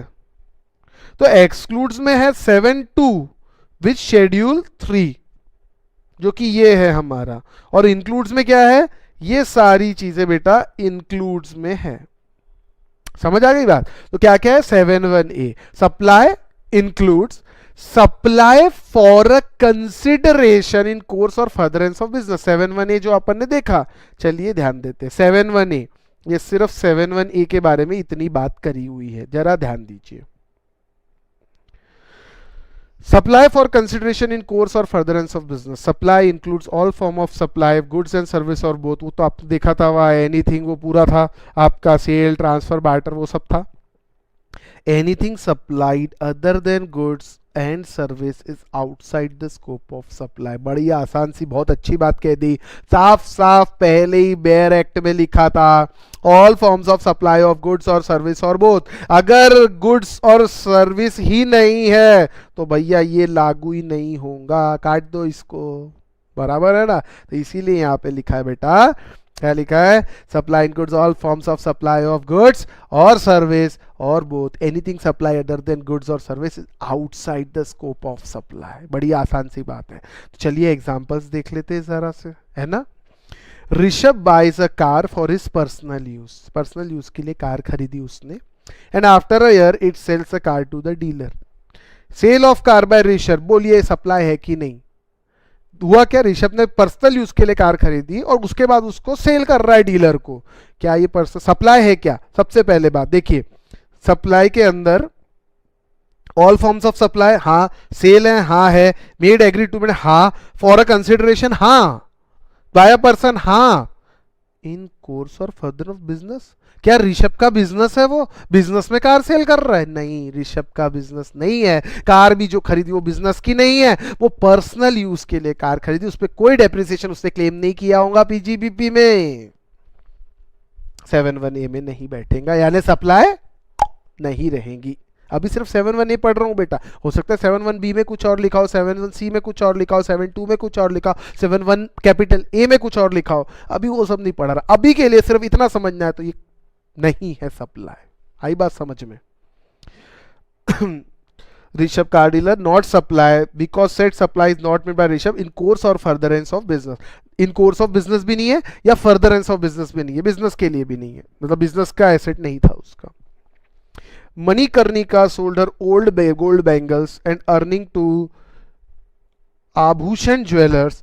Cell of gold jewellery by individual to jeweller will not constitute. क्यों नहीं sir? It is in course or not can not be said in course of furtherance of business. आपके पास gold jewellery है, आपने वो jewellery बेच के पैसे ले लिए ज्वेलर से, आपकी पर्सनल ज्वेलरी थी, आपका धंधा है क्या ज्वेलरी का? नहीं सर, धंधा नहीं है, बराबर। तो वो सप्लाई नहीं हो सकती, सप्लाई नहीं तो लेवी नहीं, लेवी नहीं तो जीएसटी नहीं, सीधी बात है। लेवी मैं अभी पढ़ाया नहीं हूँ क्योंकि सेक्शन 9 में है, तीसरे चैप्टर में पढ़ाऊंगा, क्योंकि मैं मॉडल के हिसाब से चल रहा हूँ और सेक्शन के हिसाब से, पहले 7 आएगा, फिर 8 आएगा, फिर 9 आएगा, बराबर है।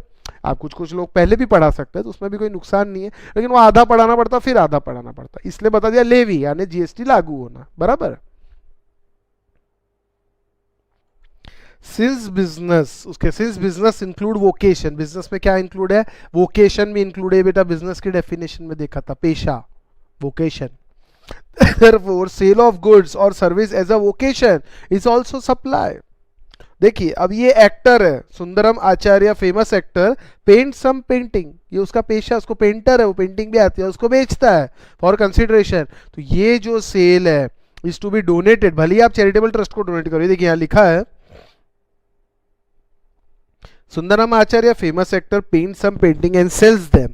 The consideration from such sale is to be donated to charitable trust। Consideration का क्या कर रहे हैं उससे मतलब नहीं, उसको आग लगा दो, उसकी बात अभी यहाँ नहीं करना है। आपने पेंटिंग बेची, सप्लाई। आई बात समझिए, आपका पेशा है, ठीक है ना, supply. Services provided by club association to its member for consideration is a supply, obviously.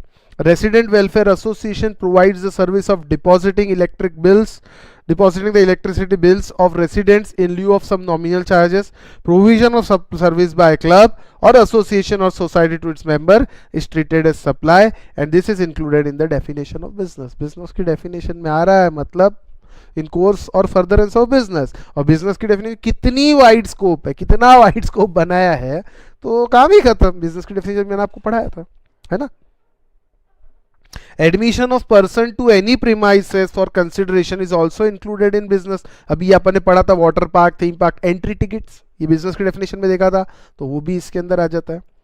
Business includes activities of race clubs including by way of totalisator, ये भी पढ़ा था. Licence to book maker etcetera etcetera, ये भी पढ़ा था.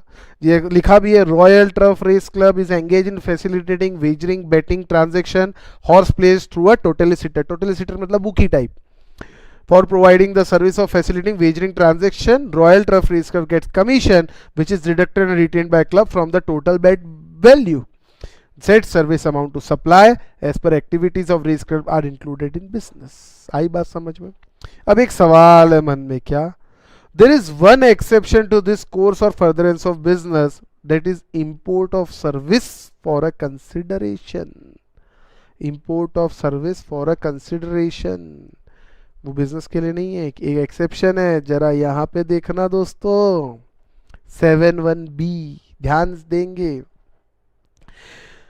Importation of service for consideration. बेटा important word यहां पे सिर्फ सर्विस लिखा है, गुड्स नहीं लिखा, क्योंकि गुड्स के इंपोर्टेशन को, इंपोर्टेशन यानी इंडिया से बाहर आया, उसको कस्टम्स कवर करता है, कस्टम एक्ट कवर कर दी. वहां पे एडिशनल एसीडी लगता है, एडिशनल कस्टम ड्यूटी 37 के तहत एसीडी लगता है, और ये जीएसटी के बराबर रहता है. बराबर है.